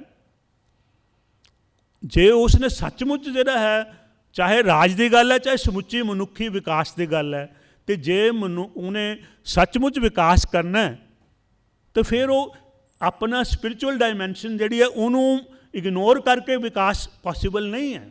ਸਿਰਫ ਮਟੀਰੀਅਲ ਜਿਹੜਾ ਜੇ ਬੰਦਾ ਆਸਪੈਕਟ ਤੱਕ ਲਿਮਿਟਡ ਹੋ ਜਾਏਗਾ ਜਾਂ ਸਿਰਫ ਪਦਾਰਥਕ ਪੱਖ ਹੀ ਵਿਕਾਸ ਕਰੇਗਾ ਤਾਂ ਉਸ ਨੂੰ ਅਸੀਂ ਮਨੁੱਖੀ ਵਿਕਾਸ ਨਹੀਂ ਕਹਿ ਸਕਦੇ, ਕਿਉਂਕਿ ਜਿਹੜੀ ਮਨੁੱਖ ਹੈ ਉਹਦੀ ਜਿਹੜੀ ਅਸਲੀ ਜਿਹੜੀ ਪਹਿਚਾਨ ਹੈ ਗੁਰਬਾਣੀ ਅਨੁਸਾਰ ਕੀ ਹੈ, ਮਟੀਰੀਅਲ ਹੈ ਕਿ ਸਪਿਰਿਚੁਅਲ ਹੈ। ਮਨ ਤੂ ਜੋਤ ਸਰੂਪ ਹੈ ਆਪਣਾ ਮੂਲ ਪਹਿਚਾਨ, ਦੇਹੀ ਮਾਟੀ ਬੋਲੇ ਪੌਣ ਬੂਝੋ ਗਿਆਨੀ ਮੁਆ ਹੈ ਕੌਣ, ਮੂਈ ਸੁਰਤ ਬਾਦ ਅਹੰਕਾਰ ਹੰਕਾਰ ਉਹ ਨਾ ਮੁਆ ਜੋ ਦੇਖਣਹਾਰ। ਤਾਂ ਦੇਖੋ ਗੁਰੂ ਸਾਹਿਬ ਨੇ ਕਿਹਾ ਕਿ ਮਨੁੱਖ ਜਿਹੜੀ ਇਹ ਐਲੀਮੈਂਟਲ ਐਗਜ਼ਿਸਟੈਂਸ ਹੈਗੀ, ਇਹ ਤਾਂ ਸਦਾ ਇਹ ਇਨਸਾਨ ਦੀ ਅਸਲੀਅਤ ਨਹੀਂ ਹੈ, ਇਹ ਐਸੈਂਸ ਨਹੀਂ ਹੈ। ਫਿਰ ਜਦੋਂ ਦੇਹੀ ਮਾਟੀ ਬੋਲੇ ਪਾਉਣ ਇਹ ਐਲੀਮੈਂਟਲ ਐਗਜ਼ਿਸਟੈਂਸ ਹੈ ਤੁਹਾਡੇ ਜਿਹੜੀ ਜਿਸਮਾਨੀ ਹੋਂਦ ਹੈ, ਲੇਕਿਨ ਉਹ ਅਸਲੀ ਤੁਹਾਡੇ ਜਿਹੜੀ ਐਸੈਂਸ ਹੋਣ ਦਾ ਜਿਹੜਾ ਤੱਤ ਨਹੀਂ ਹੈ ਤੁਹਾਡਾ, ਕਿਉਂਕਿ ਇਹ ਸਦਾ ਰਹਿਣ ਵਾਲੀ ਨਹੀਂ ਹੈ। ਤੱਤਾਂ ਨੇ ਤਾਂ ਤੱਤਾਂ 'ਚ ਮਿਲ ਜਾਣਾ ਹੈ। ਫਿਰ ਮੂਹੀ ਸੁਰਤ ਬਾਦ ਹੰਕਾਰ, ਕਿ ਜਿਹੜੀ ਅਵੇਅਰਨੈਸ ਜਿਹੜੀ ਤੁਹਾਡੀ ਅਵੇਅਰਨੈਸ ਜਿਹੜੀ ਸੁਰਤੀ ਹੰਕਾਰ ਈਗੋ ਦੇ ਉੱਪਰ ਬੇਸਡ ਹੈ, ਉਹ ਵੀ ਸਦਾ ਰਹਿਣ ਵਾਲੀ ਨਹੀਂ ਹੈ, ਉਹ ਵੀ ਜਿਹੜੀ ਹੈ ਖਤਮ ਹੋ ਜਾਏਗੀ। ਲੇਕਿਨ ਉਹ ਨਾ ਮੁਆ ਜੋ ਦੇਖਣਹਾਰ, ਦੇਖਣਹਾਰ ਕਿਹੜੀ ਚੀਜ਼ ਹੈ ਤੁਹਾਡੇ ਅੰਦਰ, ਦ੍ਰਿਸ਼ਟਾ ਕੌਣ ਬੈਠਾ ਹੈ, ਤੁਹਾਡੀ ਆਤਮਾ, ਤੁਹਾਡੀ ਚੇਤਨਾ ਜਿਹੜੀ ਹੈ। ਤਾਂ ਚੇਤਨਾ ਜਿਹੜੀ ਹੈ ਉਹੀ ਹੈ ਜਿਹੜੀ ਜਸਟਿਸ ਔਰ ਇਨਜਸਟਿਸ ਦਾ ਸਵਾਲ ਕਿਹਨੇ ਫੈਸਲਾ ਕਰਨਾ ਹੈ। ਨਾ ਤੁਹਾਡੇ ਸਰੀਰ ਕਰ ਸਕਦਾ, ਨਾ ਤੁਹਾਡੀ ਬੁੱਧੀ ਕਰ ਸਕਦੀ ਹੈ, ਨਾ ਤੁਹਾਡਾ ਅੰਤःਕਰਨ ਕਰ ਸਕਦਾ, ਕਿਉਂਕਿ ਉਹ ਕਿਹਦੇ ਨਾਲ ਹੈ, ਉਹ ਈਗੋ ਤੋਂ ਪ੍ਰਭਾਵਿਤ ਹੈ, ਉਹ ਹਉਮੈ ਤੋਂ ਪ੍ਰਭਾਵਿਤ ਹੈ। ਹਉਮੈ ਦੇ ਨਾਲ ਜਸਟਿਸ ਨਹੀਂ ਹੋ ਸਕਦਾ। ਜਸਟਿਸ ਹਉਮੈ ਨੂੰ ਛੱਡ ਕੇ ਜਸਟਿਸ ਹੋ ਸਕਦਾ, ਅਤੇ ਹਉਮੈ ਨੂੰ ਛੱਡ ਕੇ ਕਿਹੜੀ ਡਾਇਮੈਂਸ਼ਨ ਆਏਗੀ, ਸਪਿਰਿਚੁਅਲ ਡਾਇਮੈਂਸ਼ਨ। ਉਹ ਨਾ ਮੁਆ ਜੋ ਦੇਖਣਹਾਰ, ਉਹ ਜਿਹੜੀ ਆਤਮਾ ਉਹ ਨਿਰਪੱਖ ਹੋ ਕੇ ਸਭ ਦੇਖ ਰਹੀ ਹੈ, ਫੈਸਲਾ ਕਰ ਰਹੀ ਹੈ ਕਿ ਕੀ ਸਹੀ ਔਰ ਕੀ ਗਲਤ ਹੈ। ਅਤੇ ਜੇ ਆਤਮਿਕ ਤੌਰ 'ਤੇ ਮਨੁੱਖ ਜਾਗਰਤ ਹੀ ਨਹੀਂ ਹੈ ਅਤੇ ਫਿਰ ਉਹ ਮਤਲਬ ਜਸਟਿਸ ਦਾ ਸਵਾਲ ਹੀ ਨਹੀਂ ਪੈਦਾ ਹੁੰਦਾ। ਫਿਰ ਉੱਥੇ ਹੀ ਦੁਬਾਰਾ ਫਿਰ ਜਿਹੜੀ ਗੱਲ ਆ ਗਈ ਨਾ ਕਿ ਜਿਹੜਾ ਰਾਜਾ ਜਿਹਨੇ ਪੰਜ ਨਹੀਂ ਆਪਣੇ ਕੰਟਰੋਲ 'ਚ ਲਿਆਂਦੇ, ਉਹ ਜਸਟਿਸ ਨਹੀਂ ਦੇ ਸਕੇਗਾ। ਹੁਣ ਜੇ ਆਪਾਂ ਦੇਖੀਏ ਕਿ ਸਾਡੇ ਤੋਂ ਪਹਿਲਾਂ ਜਿਹੜਾ ਐਡਾ ਵੱਡਾ ਰਾਜ ਦਾ ਇੱਕ ਕਨਸੈਪਟ ਸੀਗਾ, ਇਹ ਹੁਣ ਕੈਪੀਟਲਿਜ਼ਮ ਦਾ, ਇੱਥੇ ਜਸਟਿਸ ਤਾਂ ਨਹੀਂ ਸੰਭਵ ਕਿ ਇਹਨਾਂ ਨੇ ਆਪਣਾ ਜਿਹੜਾ ਐਲੀਮੈਂਟ ਮਨੁੱਖ ਦੇ ਅੰਦਰ ਜਸਟਿਸ ਕਰਨ ਵਾਲਾ ਹੈਗਾ ਸਪਿਰਿਚੁਅਲ, ਉਹਨੂੰ ਹੀ ਡਿਨਾਈ ਕਰਤਾ ਹੈਗਾ। ਤਾਂ ਇਸ ਕਰਕੇ ਇੱਥੇ ਜਸਟਿਸ ਪੋਸੀਬਲ ਨਹੀਂ। ਪਰ ਇਸ ਤੋਂ ਪਹਿਲਾਂ ਇੱਕ ਹੋਰ ਵੱਡਾ ਸਿਸਟਮ ਸੀਗਾ ਰਾਜ ਕਰਨ ਦਾ, ਇੱਕ ਸਟੇਟ ਦਾ ਕਨਸੈਪਟ ਸੀਗਾ, ਉਹ ਮਾਰਕਸਿਜ਼ਮ ਦਾ ਸੀਗਾ, ਸੋਵੀਅਤ ਯੂਨੀਅਨ ਅਤੇ ਉਹਦੇ ਉਹ ਕਿਉਂ ਢਹਿ ਗਿਆ ਕਿ ਉੱਥੇ ਮਾਰਕਸਿਜ਼ਮ ਦੇ ਵਿੱਚ ਸੀਗਾ, ਫਿਰ ਇਹੀ ਪ੍ਰੋਬਲਮ ਆ ਗਈ ਕਿ ਮਾਰਕਸ ਨੇ ਉਹਨਾਂ ਨੇ ਮਤਲਬ ਦੋ ਡਾਇਮੈਂਸ਼ਨ ਨੇ ਜਿਹੜੀਆਂ ਮੰਨੀਆਂ, ਬੋਡੀ ਅਤੇ ਮਾਈਂਡ, ਕਿ ਉਹਨਾਂ ਨੇ ਸਾਡੇ ਸਿੱਖ ਧਰਮ ਦੇ ਤਿੰਨੇ ਡਾਇਮੈਂਸ਼ਨ ਨੇ, ਕਿਰਤ ਕਰੋ, ਨਾਮ ਜਪੋ, ਵੰਡ ਛਕੋ, ਤਿੰਨ ਡਾਇਮੈਂਸ਼ਨ, ਬੋਡੀ ਮਾਈਂਡ ਐਂਡ ਸੋਲ। ਹੁਣ ਮਾਰਕਸਿਜ਼ਮ 'ਚ ਕਿਹੜੀ ਚੀਜ਼ ਮਿਸਿੰਗ ਸੀਗੀ, ਕਿਰਤ, ਉਹਨਾਂ 'ਚ ਦੋ ਚੀਜ਼ਾਂ ਸੀਗੀਆਂ, ਦੋ ਚੀਜ਼ਾਂ ਚੰਗੀਆਂ ਸੀ, ਕਿਰਤ ਕਰੋ ਅਤੇ ਵੰਡ ਛਕੋ। ਫਰਕ ਕਿੰਨਾ ਸੀਗਾ, ਨਾਮ ਜਪੋ। ਨਾਮ ਜਪੋ ਦਾ ਮਤਲਬ ਹੈ ਸਪਿਰਿਚੁਅਲ ਐਨਲਾਈਟਨਮੈਂਟ। ਹੁਣ ਕਿਉਂ ਸੋਵੀਅਤ ਯੂਨੀਅਨ ਔਰ ਉਹ ਮਾਰਕਸਿਸਟ ਮੈਥਡ ਫੇਲ ਹੋ ਗਿਆ ਕਿ ਉਹ ਤੀਜੀ ਡਾਇਮੈਂਸ਼ਨ ਜਿਹੜੀ ਹੈ, ਵਿਦਾਊਟ ਨਾਮ ਜਪਣ ਤੋਂ ਬਿਨਾਂ ਕਿਰਤ ਕਰਨਾ ਔਰ ਵੰਡ ਛਕਣਾ ਪੋਸੀਬਲ ਨਹੀਂ ਹੈ। ਕਿ ਜਿਹੜਾ ਬੰਦਾ ਜਿਹਦੀ ਚੇਤਨਾ ਜਾਗਰਤ ਨਹੀਂ ਹੋਏਗੀ, ਉਹ ਕਿਸ ਤਰ੍ਹਾਂ ਵੰਡ ਕੇ ਛਕੇਗਾ, ਉਹ ਤਾਂ ਦੂਜੇ ਦਾ ਵੀ ਹਿੱਸਾ ਮਾਰੇਗਾ। ਔਰ ਕਿਰਤ ਦਾ ਮਤਲਬ ਓਨੈਸਟ ਵਰਕ ਹੈ। ਅਤੇ ਜਿਹੜਾ ਬੰਦਾ ਜਿਹਦੀ ਕਿਹਨੇ ਡਿਸਾਈਡ ਕਰਨਾ ਹੈ ਕਿ ਵਰਕ ਓਨੈਸਟ ਹੈ ਕਿ ਡਿਸਓਨੈਸਟ ਹੈ, ਇਹ ਕਿਹੜਾ ਬੈਠਾ ਤੁਹਾਡੇ ਅੰਦਰ, ਕਿਹੜਾ ਐਲੀਮੈਂਟ ਹੈ, ਜੋ ਉਹ ਨਾ ਮੁਆ ਜੋ ਦੇਖਣਹਾਰ, ਦੇਖਣ ਵਾਲੀ ਜਿਹੜੀ ਚੀਜ਼ ਹੈ, ਚੇਤਨਾ ਇਹ ਦੱਸੇਗੀ ਤੁਹਾਨੂੰ ਕਿ ਇਹ ਗਲਤ ਹੈ, ਠੀਕ ਹੈ। ਅਤੇ ਜਦੋਂ ਉਹ ਐਲੀਮੈਂਟ ਹੀ ਨਹੀਂ ਹੈਗਾ, ਅਤੇ ਫਿਰ ਇਹੀ ਹੋਏਗਾ। तो मार्क्सिज्म की जी फेलियर का जो कारण बनया कि जी वो मॉडल जोड़ा है फेल होया, और ਉਹਦਾ ਕਾਰਨ ਵੀ ਇਹੀ ਸੀ ਕਿ ਥਰਡ ਜਿਹੜੀ ਡਾਇਮੈਂਸ਼ਨ, ਜਿਹੜੀ ਸਪਿਰਿਚੁਅਲ ਡਾਇਮੈਂਸ਼ਨ ਸੀਗੀ, ਉਹ ਉਹਦੇ ਵਿੱਚੋਂ ਮਿਸਿੰਗ ਸੀਗੀ, ਔਰ ਤੁਹਾਡੇ ਸਾਹਮਣੇ ਐਡੀ ਵੱਡੀ ਅੰਪਾਇਰ ਕੋਲੈਪਸ ਕਰ ਗਈ। ਲੇਕਿਨ ਹੁਣ ਇਹਨਾਂ ਨੂੰ ਵਹਿਮ ਹੈ ਕਿ ਇਹ ਇਹਨਾਂ ਦੀ ਉਹਨਾਂ ਦੀ ਡਿੱਗੇ ਤੇ ਇਹਨਾਂ ਦੀ ਨਹੀਂ ਡਿੱਗੇਗੀ। ਇਹ ਬਿਲਕੁਲ ਜਿਹੜਾ ਇਹਨਾਂ ਦਾ ਵਹਿਮ ਹੈ, ਨਾ ਉਹ ਰਾਜ ਚੱਲੇਗਾ ਕਿ ਅਸਲ ਦੇ ਵਿੱਚ ਉਹ ਵੀ ਸਪਿਰਿਚੁਅਲਿਟੀ ਨਹੀਂ ਸੀ, ਉੱਥੇ ਨੈਤਿਕਤਾ ਨਹੀਂ ਸੀਗੀ। ਅਤੇ ਹੁਣ ਜਿਹੜਾ ਇਹ ਜਿਹੜਾ ਵੈਸਟਰਨ ਕੈਪੀਟਲਿਜ਼ਮ ਹੈ, ਇਹਨਾਂ ਨੂੰ ਇਹੀ ਪ੍ਰੋਬਲਮ ਹੈ ਕਿ ਇਹ ਵੀ ਜਿਹੜਾ ਜੋ ਮਾਰਕਸਿਜ਼ਮ ਦੇ ਵਿੱਚ ਸੀਗੀ ਪ੍ਰੋਬਲਮ ਕਿ ਸਪਿਰਿਚੁਅਲ ਡਾਇਮੈਂਸ਼ਨ ਉਹਨਾਂ ਨੇ ਮੰਨਿਆ, ਇਹ ਵੀ ਸਪਿਰਿਚੁਅਲ ਡਾਇਮੈਂਸ਼ਨ ਨੂੰ ਨਹੀਂ ਮੰਨ ਰਹੇ। ਤਾਂ ਜ਼ਾਹਰ ਹੈ ਕਿ ਇਹਨਾਂ ਦਾ ਵੀ ਹਸ਼ਰ ਜਿਹੜਾ ਹੈ ਉਹ ਕੋਈ ਜ਼ਿਆਦਾ ਉਹਨਾਂ ਤੋਂ ਸੋਵੀਅਤ ਯੂਨੀਅਨ ਤੋਂ ਵੱਖਰਾ ਨਹੀਂ ਹੋਣਾ। ਚਾਹੇ ਕੋਈ, ਚਾਹੇ ਵੈਸਟਰਨ ਕੈਪੀਟਲ, ਚਾਹੇ ਈਸਟਰਨ ਕੈਪੀਟਲ, ਕੋਈ ਵੀ ਰਾਜ ਹੈ ਜਦੋਂ ਉਹਦੇ ਵਿੱਚ ਨੈਤਿਕ ਪੱਖ ਨਹੀਂ ਹੋਏਗਾ ਤੇ ਉਹ ਜਿਹੜਾ ਜ਼ਿਆਦਾ ਦੇਰ ਜਿਹੜਾ ਹੈ ਉਹ ਸਿਸਟਮ ਚੱਲ ਨਹੀਂ ਸਕੇਗਾ। ਤੇ ਉਹ ਇਸੇ ਕਰਕੇ ਜੇ ਅਸੀਂ ਸੱਚੀ ਮੁੱਚੀ ਜਿਹੜਾ ਰਾਜ ਹਮਾਰਾ ਸਾਧੀ ਨਿਸ਼ਚਲ, ਜਿਹੜਾ ਇਹ ਜਿਹਾ ਰਾਜ ਲਿਆਉਣਾ, ਰਾਜ ਹਮਾਰਾ ਸਾਧੀ ਨਿਸ਼ਚਲ, ਗੁਰੂ ਸਾਹਿਬ ਕਹਿੰਦੇ ਜਿਹੜਾ ਸਾਡੇ ਮਾਡਲ ਦੇ ਉੱਪਰ ਜਿਹੜਾ ਹੈ, ਜਿਹੜਾ ਨੈਤਿਕਤਾ ਦੇ ਆਧਾਰਿਤ ਰਾਜ ਹੋਏਗਾ ਉਹ ਸਾਧੀ ਨਿਸ਼ਚਲ, ਉਹ ਫਿਰ ਡਿੱਗ ਨਹੀਂ ਸਕੇਗਾ, ਨਾ ਉਹ ਸੋਵੀਅਤ ਯੂਨੀਅਨ ਤਰ੍ਹਾਂ ਕੋਲੈਪਸ ਕਰੇਗਾ, ਨਾ ਉਹ ਜਿਹੜਾ ਹੁਣ ਇੱਕ ਦੂਸਰਾ ਸਿਸਟਮ ਜਾਂ ਹੋਰ ਜਿਹੜੇ ਸਿਸਟਮ ਕੋਲੈਪਸ ਹੋਏ ਆ। तो ਜਿਹੜੇ ਦੂਜੇ ਰਾਜੇ ਨੇ ਜਿਹੜੇ ਉਹ ਤਾਂ ਗੁਰੂ ਸਾਹਿਬ ਨੇ ਉਦੋਂ ਹੀ ਕਹਿ ਦਿੱਤਾ ਸੀ, ਚਾਹੇ ਇਹ ਹੈ ਚਾਹੇ ਉਹ ਹੈ, ਕੋਊ ਹਰ ਸਮਾਨ ਨਹੀਂ ਰਾਜਾ, ਇਹ ਭੂਪਤ ਸਭ ਦਿਵਸ ਚਾਰ ਕੇ ਝੂਠੇ ਕਰੇ ਦਿਵਾਜਾ। ਗੁਰੂ ਸਾਹਿਬ ਨੇ ਇੱਥੇ ਜਿਹੜਾ ਮਾਡਲ ਹੈ ਰਾਜਿਆਂ ਨੂੰ ਇਹ ਕਿਹਾ ਕਿ ਕੋਈ ਹਰ ਸਮਾਨ ਨਹੀਂ ਰਾਜਾ, ਕਿ ਤੁਸੀਂ ਜਿਹੜਾ ਹੈ ਜੇ ਦੇਖਣਾ ਹੈ ਕਿ ਕਿੱਦਾਂ ਦਾ ਰਾਜਾ ਹੋਣਾ ਚਾਹੀਦਾ ਤੇ ਕਿਹਦੇ ਤੋਂ ਇੰਸਪੀਰੇਸ਼ਨ ਲਓ। ਗੁਰੂ ਸਾਹਿਬ ਕਹਿ ਰਹੇ ਨੇ ਕਿ ਹਰੀ ਤੋਂ, ਪਰਮਾਤਮਾ ਤੋਂ ਲਓ, ਕਿ ਉਹਦਾ ਰਾਜ ਦੇਖੋ ਕਿੱਦਾਂ ਚੱਲ ਰਿਹਾ, ਕਿੰਨਾ ਵੱਡਾ ਉਹਦਾ ਰਾਜ ਹੈ। ਕੋਟ ਬ੍ਰਹਮੰਡ ਕਾ ਠਾਕਰ ਸਵਾਮੀ, ਕਰੋੜਾਂ, ਤੁਸੀਂ ਤਾਂ ਜਿਹੜੇ ਇੱਥੇ ਦੇ ਭੂਪਤ ਜਿਹੜੇ ਹੈ, ਭੂਪਤ ਦਾ ਮਤਲਬ ਜ਼ਮੀਨ ਦੇ ਮਾਲਕ, ਭੂਪਤ, ਭੂ ਦਾ ਮਤਲਬ ਜ਼ਮੀਨ, ਪਤ ਦਾ ਮਤਲਬ ਮਾਲਕ। ਤਾਂ ਇਹ ਰਾਜੇ ਸਿਰਫ ਇੰਨੇ, ਇਹ ਪਤਾ ਨਹੀਂ ਆਪਣੇ ਆਪ ਨੂੰ ਜੋ ਮਰਜ਼ੀ ਸਮਝੀ ਜਾਣ, ਪਰਮਾਤਮਾ ਦੇ ਸਾਹਮਣੇ ਰਾਜਿਆਂ ਦੀ ਕੀ ਔਕਾਤ ਹੈ ਕਿ ਉਹ ਤਾਂ ਕਰੋੜਾਂ ਬ੍ਰਹਮੰਡਾਂ ਦਾ ਮਾਲਕ ਹੈ। ਤੇ ਇਹ ਜਿਹੜੇ ਰਾਜੇ ਨੇ ਇੰਨੇ ਕੁ ਇੱਕ ਛੋਟੇ ਜਿਹੇ ਜ਼ਮੀਨ ਦੇ, ਇੱਕ ਸਾਡੀ ਧਰਤੀ ਕਰੋੜਾਂ ਬ੍ਰਹਮੰਡਾਂ 'ਚੋਂ ਇੰਨੀ ਛੋਟੀ ਹੈ, ਉਹਦੇ ਵਿੱਚੋਂ ਇੱਕ ਛੋਟੇ ਜਿਹੇ ਹਿੱਸੇ ਦੇ ਮਾਲਕ ਨੇ। ਤੇ ਇਹ ਜਿਹੇ ਗੁਰਬਾਣੀ ਕਹਿੰਦੇ ਝੂਠਾ, ਜੋ ਇਹਨਾਂ ਦਾ ਪੰਪ ਐਂਡ ਸ਼ੋ ਹੈਗਾ ਹੈ ਰਾਜਿਆਂ ਦਾ, ਇਹ ਝੂਠਾ ਹੈ, ਇਹ 4 ਦਿਨ ਰਹਿਣ ਵਾਲਾ ਹੈ। ਲੇਕਿਨ ਉਸ ਪਰਮਾਤਮਾ ਦਾ ਜਿਹੜਾ ਜੋ ਇੰਨੇ ਕਰੋੜਾਂ ਬ੍ਰਹਮੰਡਾਂ ਦਾ ਰਾਜ ਚਲਾ ਰਿਹਾ ਹੈ, ਰਾਜ ਹਮਾਰਾ ਸਾਧੀ ਨਿਸ਼ਚਲ, ਉਹਦਾ ਜਿਹੜਾ ਉਹ ਕਦੀ ਨਹੀਂ ਡਿੱਗਦਾ, ਉਹ ਚੱਲ ਰਿਹਾ, ਹਮੇਸ਼ਾ ਤੋਂ ਚੱਲ ਰਿਹਾ ਸੀ, ਉਹ ਚੱਲੇਗਾ। ਕਿਉਂ ਕਿ ਸਭ ਤੋਂ ਜ਼ਿਆਦਾ ਨੈਤਿਕ ਉਹਦਾ ਰਾਜ ਹੈ, ਕਿ ਰਾਜ ਜਿਹੜਾ ਕਿਹਦੇ ਚੱਲ ਰਿਹਾ, ਹੁਕਮ ਦੇ ਵਿੱਚ। ਉਹ ਰਾਜ ਜਿਹੜਾ ਹੁਕਮ ਹੈ, ਉੱਥੇ ਹੁਕਮ ਦਾ ਮਤਲਬ ਵੀ ਨੈਤਿਕਤਾ ਹੈ, ਹੁਕਮ ਦਾ ਮਤਲਬ ਵੀ ਸਪਿਰਿਚੁਅਲਿਟੀ ਹੈ, ਕਿ ਉਹਦੀ ਡਿਵਾਈਨ ਵਿਲ ਸਪਿਰਿਚੁਅਲ ਜਿਹੜਾ ਉਸ ਪਰਮਾਤਮਾ ਦੀ ਰਜ਼ਾ, ਉਹਦੇ ਭਾਣੇ ਨਾਲ ਇਹ ਸਾਰਾ ਰਾਜ ਚੱਲ ਰਿਹਾ।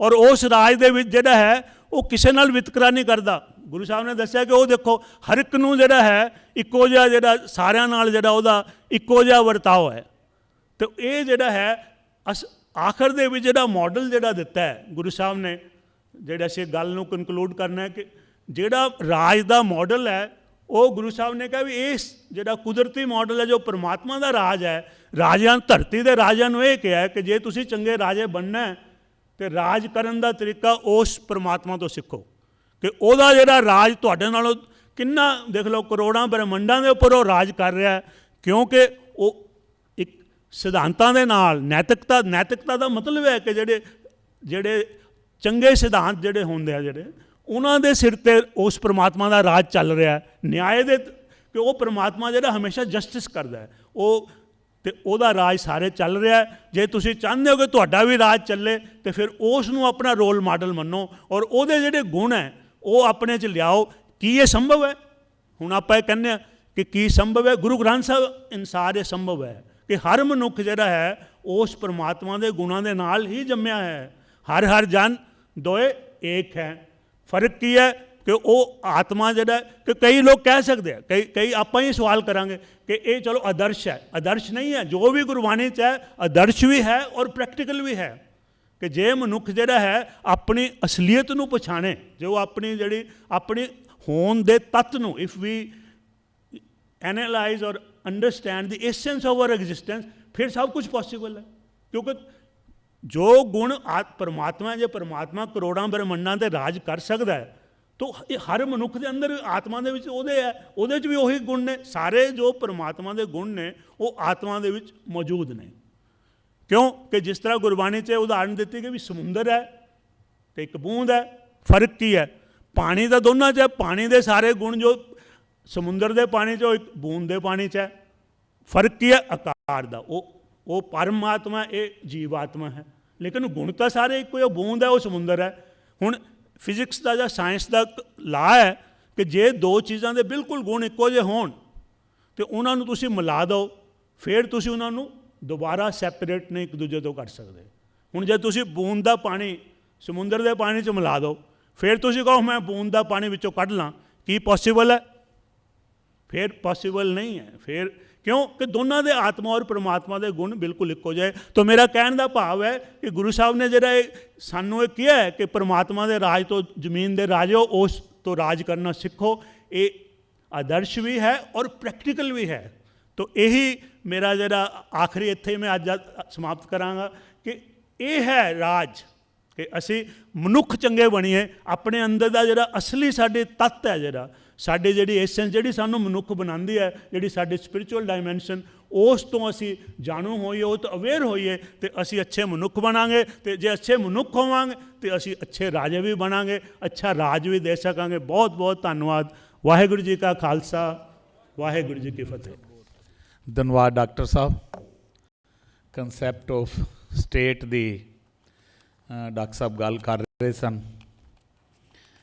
बहुत खूबसूरती नाल डॉक्टर साहब ने ये अज का विशा लिया, हलेमी राज दी गल कर रहे हैं।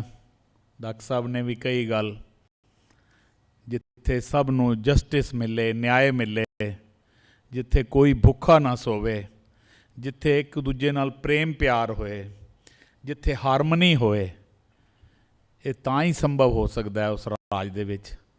जिस जिसदे राज विच जिहड़ा राजा है वो धर्मी होए, वो स्पिरिचुअल होए।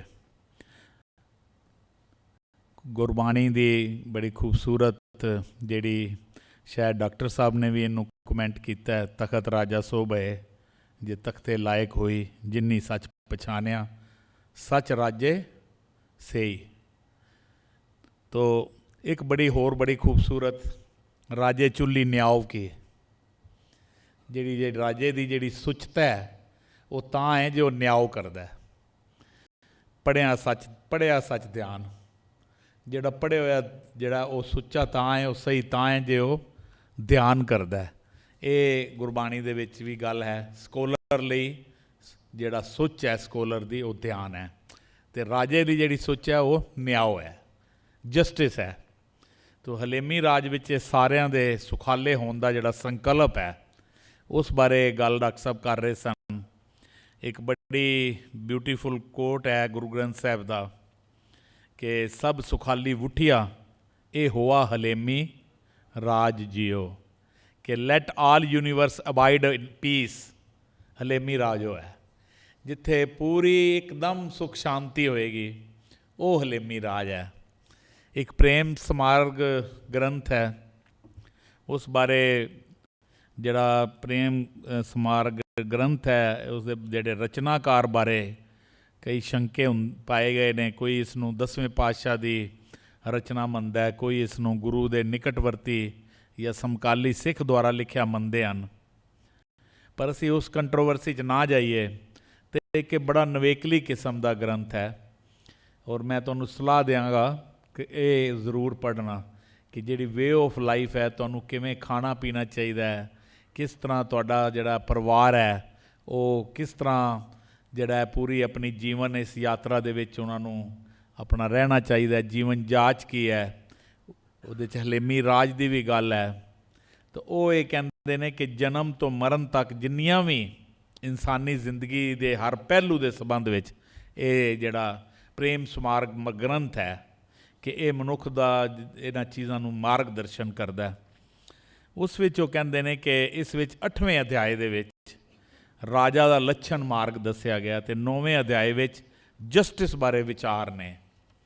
ਤਾਂ ਪ੍ਰੇਮ ਸਮਾਰਕ ਗ੍ਰੰਥ ਅਨੁਸਾਰ ਰਾਜਾ ਨੂੰ ਲੋਕਾਂ ਦੀ ਨੀਡਸ ਦਾ ਪਤਾ ਹੋਣਾ ਚਾਹੀਦਾ ਹੈ ਕਿ ਲੋਕਾਂ ਦੀ ਨੀਡ ਕੀ ਹੈ।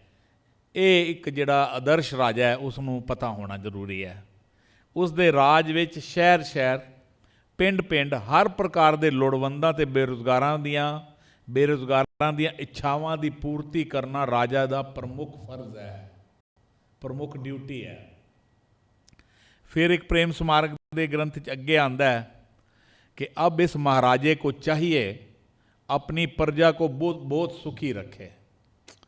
फिर कहते हैं कि जे कोई जिसके राज में हुक्म में सुख पावता है तो उस राज्य को भी उस सुख का हिस्सा पहुंचता है।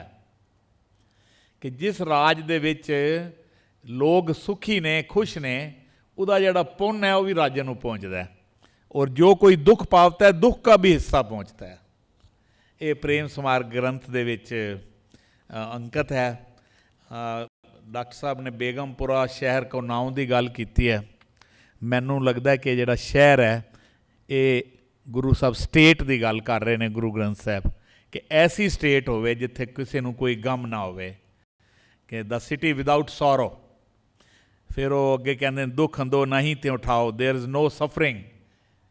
ये वो स्टेट की गल करते हैं जिथे किसी नूं कोई सफरिंग नहीं होनी चाहिए। खौफ न खता न तरस जवाल, देयर इज़ नो फीयर। किसी नूं किसी तो भी कोई डर नहीं होना चाहिए। ये वो हलेमी राज की गल कर रहे हैं, वो बेगमपुरा शहर की गल कर रहे हैं। उहाँ खैर सदा मेरे भाई, there is lasting peace and safety there, जिहड़ी गल मैं प्रेम स्मारक की कही। फिर कहते हैं दोम न सेम एक सो आही, देयर इज़ नो सैकेंड और थर्ड स्टेटस। ਉਹਦੇ ਵਿੱਚ कोई ऊच नीच नहीं है, आल आर इक्वल्स। और जो अखीरली गल उन्हें कह दी, उत्थे गल ही मुका दी कि जो हम सहरी सो मीत हमारा। क्या बात है कि पूरी स्टेट दे विच whoever is citizens there is a friend of mine, वो मेरा दोस्त होवे। कि अजिहा राज जिथे कोई गम या तकलीफ ना होवे, अजिहा राज जिथे कोई दुख ना होवे, अजिहा राज जिथे प्रेम भाव होवे, कोई भिन्न भेदता का वितकरा ना होवे, अजिहा राज जो अपराध मुक्त होवे, अजिहा राज जिस विच किसी का भी दूजा या तीजा दर्जा ना होवे, सब भरावां वांग रहन, अजिहा राज जिथे न्याय होवे, जिथे जस्टिस होवे। तो अखीर विच मैं डॉक्टर राधा कृष्ण दियां इंग्लिश दियां एक दो किताबां जिन्हां दा पंजाबी विच तर्जमा शायद डॉक्टर त्रिलोचन सिंह जी ने किया है, वो किसी किताब के प्रीफेस दे विच लिखते हैं। भावें डॉक्टर राधा कृष्ण ने कित्थे लिखिया तो नहीं है, पर वो दसते हैं कि मैनू डॉक्टर राधा कृष्ण ने ये गल दसी। वो कहते हैं कि डॉक्टर राधा कृष्ण जिहड़े 1949 विच एंबैसडर सी रशिया दे, USSR दे, 1962 विच जिहड़े बाद विच वाइस प्रेजिडेंट बने, फिर देश दे राष्ट्रपति भी बने। वो कहते हैं कि जदों वो एंबैसडर सी तो सोवियत यूनीयन का जिहड़ा हैड सी वो सी कम्युनिस्ट पार्टी का स्टालिन। वो बड़ी वड्डी एक शख्सियत सी। He turn the Soviet Union from 9th backward country into the world super power. जिहड़ा पूरे संसार दे विच 9वां जिहड़ा बैकवर्ड कंट्रियां दे विच जिहदा 9वां स्थान सी, वो उस स्टालिन ने उस रशिया नूं इस वर्ल्ड की सुपर पावर बना दिता। 2 बार मिले ने स्टालिन नूं डॉक्टर राधा कृष्ण।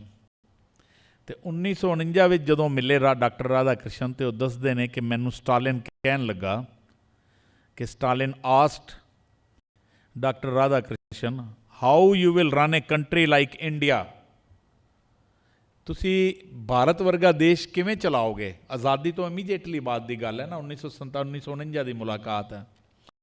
कहते हैं कि तुहाडे देश जिथे जात पात ऊच नीच अमीरी गरीबी नाल ग्रस्त होया देश है, इसनूं हाउ विल यू रन। तो डॉक्टर राधा कृष्ण ने जवाब दिता we will follow over Gobind Singh model of state. जिहड़ा हलेमी राज या खालसा राज का जिहड़ा मॉडल है, असी इस देश नूं उस मॉडल नाल चलावांगे।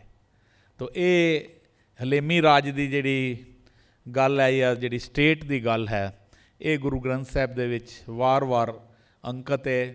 ਤੁਸੀਂ ਕਦੀ ਧਿਆਨ ਨਾਲ ਸੋਚੋ ਕਿ ਗੁਰੂ ਨਾਨਕ ਸਾਹਿਬ ਤਾਂ ਇੱਕ ਨਿਰਮਲ ਪੰਥ ਚਲਾ ਰਹੇ ਸੀ, ਵਕਤ ਦੇ ਰਾਜੇ ਨਾਲ ਕਨਫਰਟੇਸ਼ਨ ਕਰਨ ਦੀ।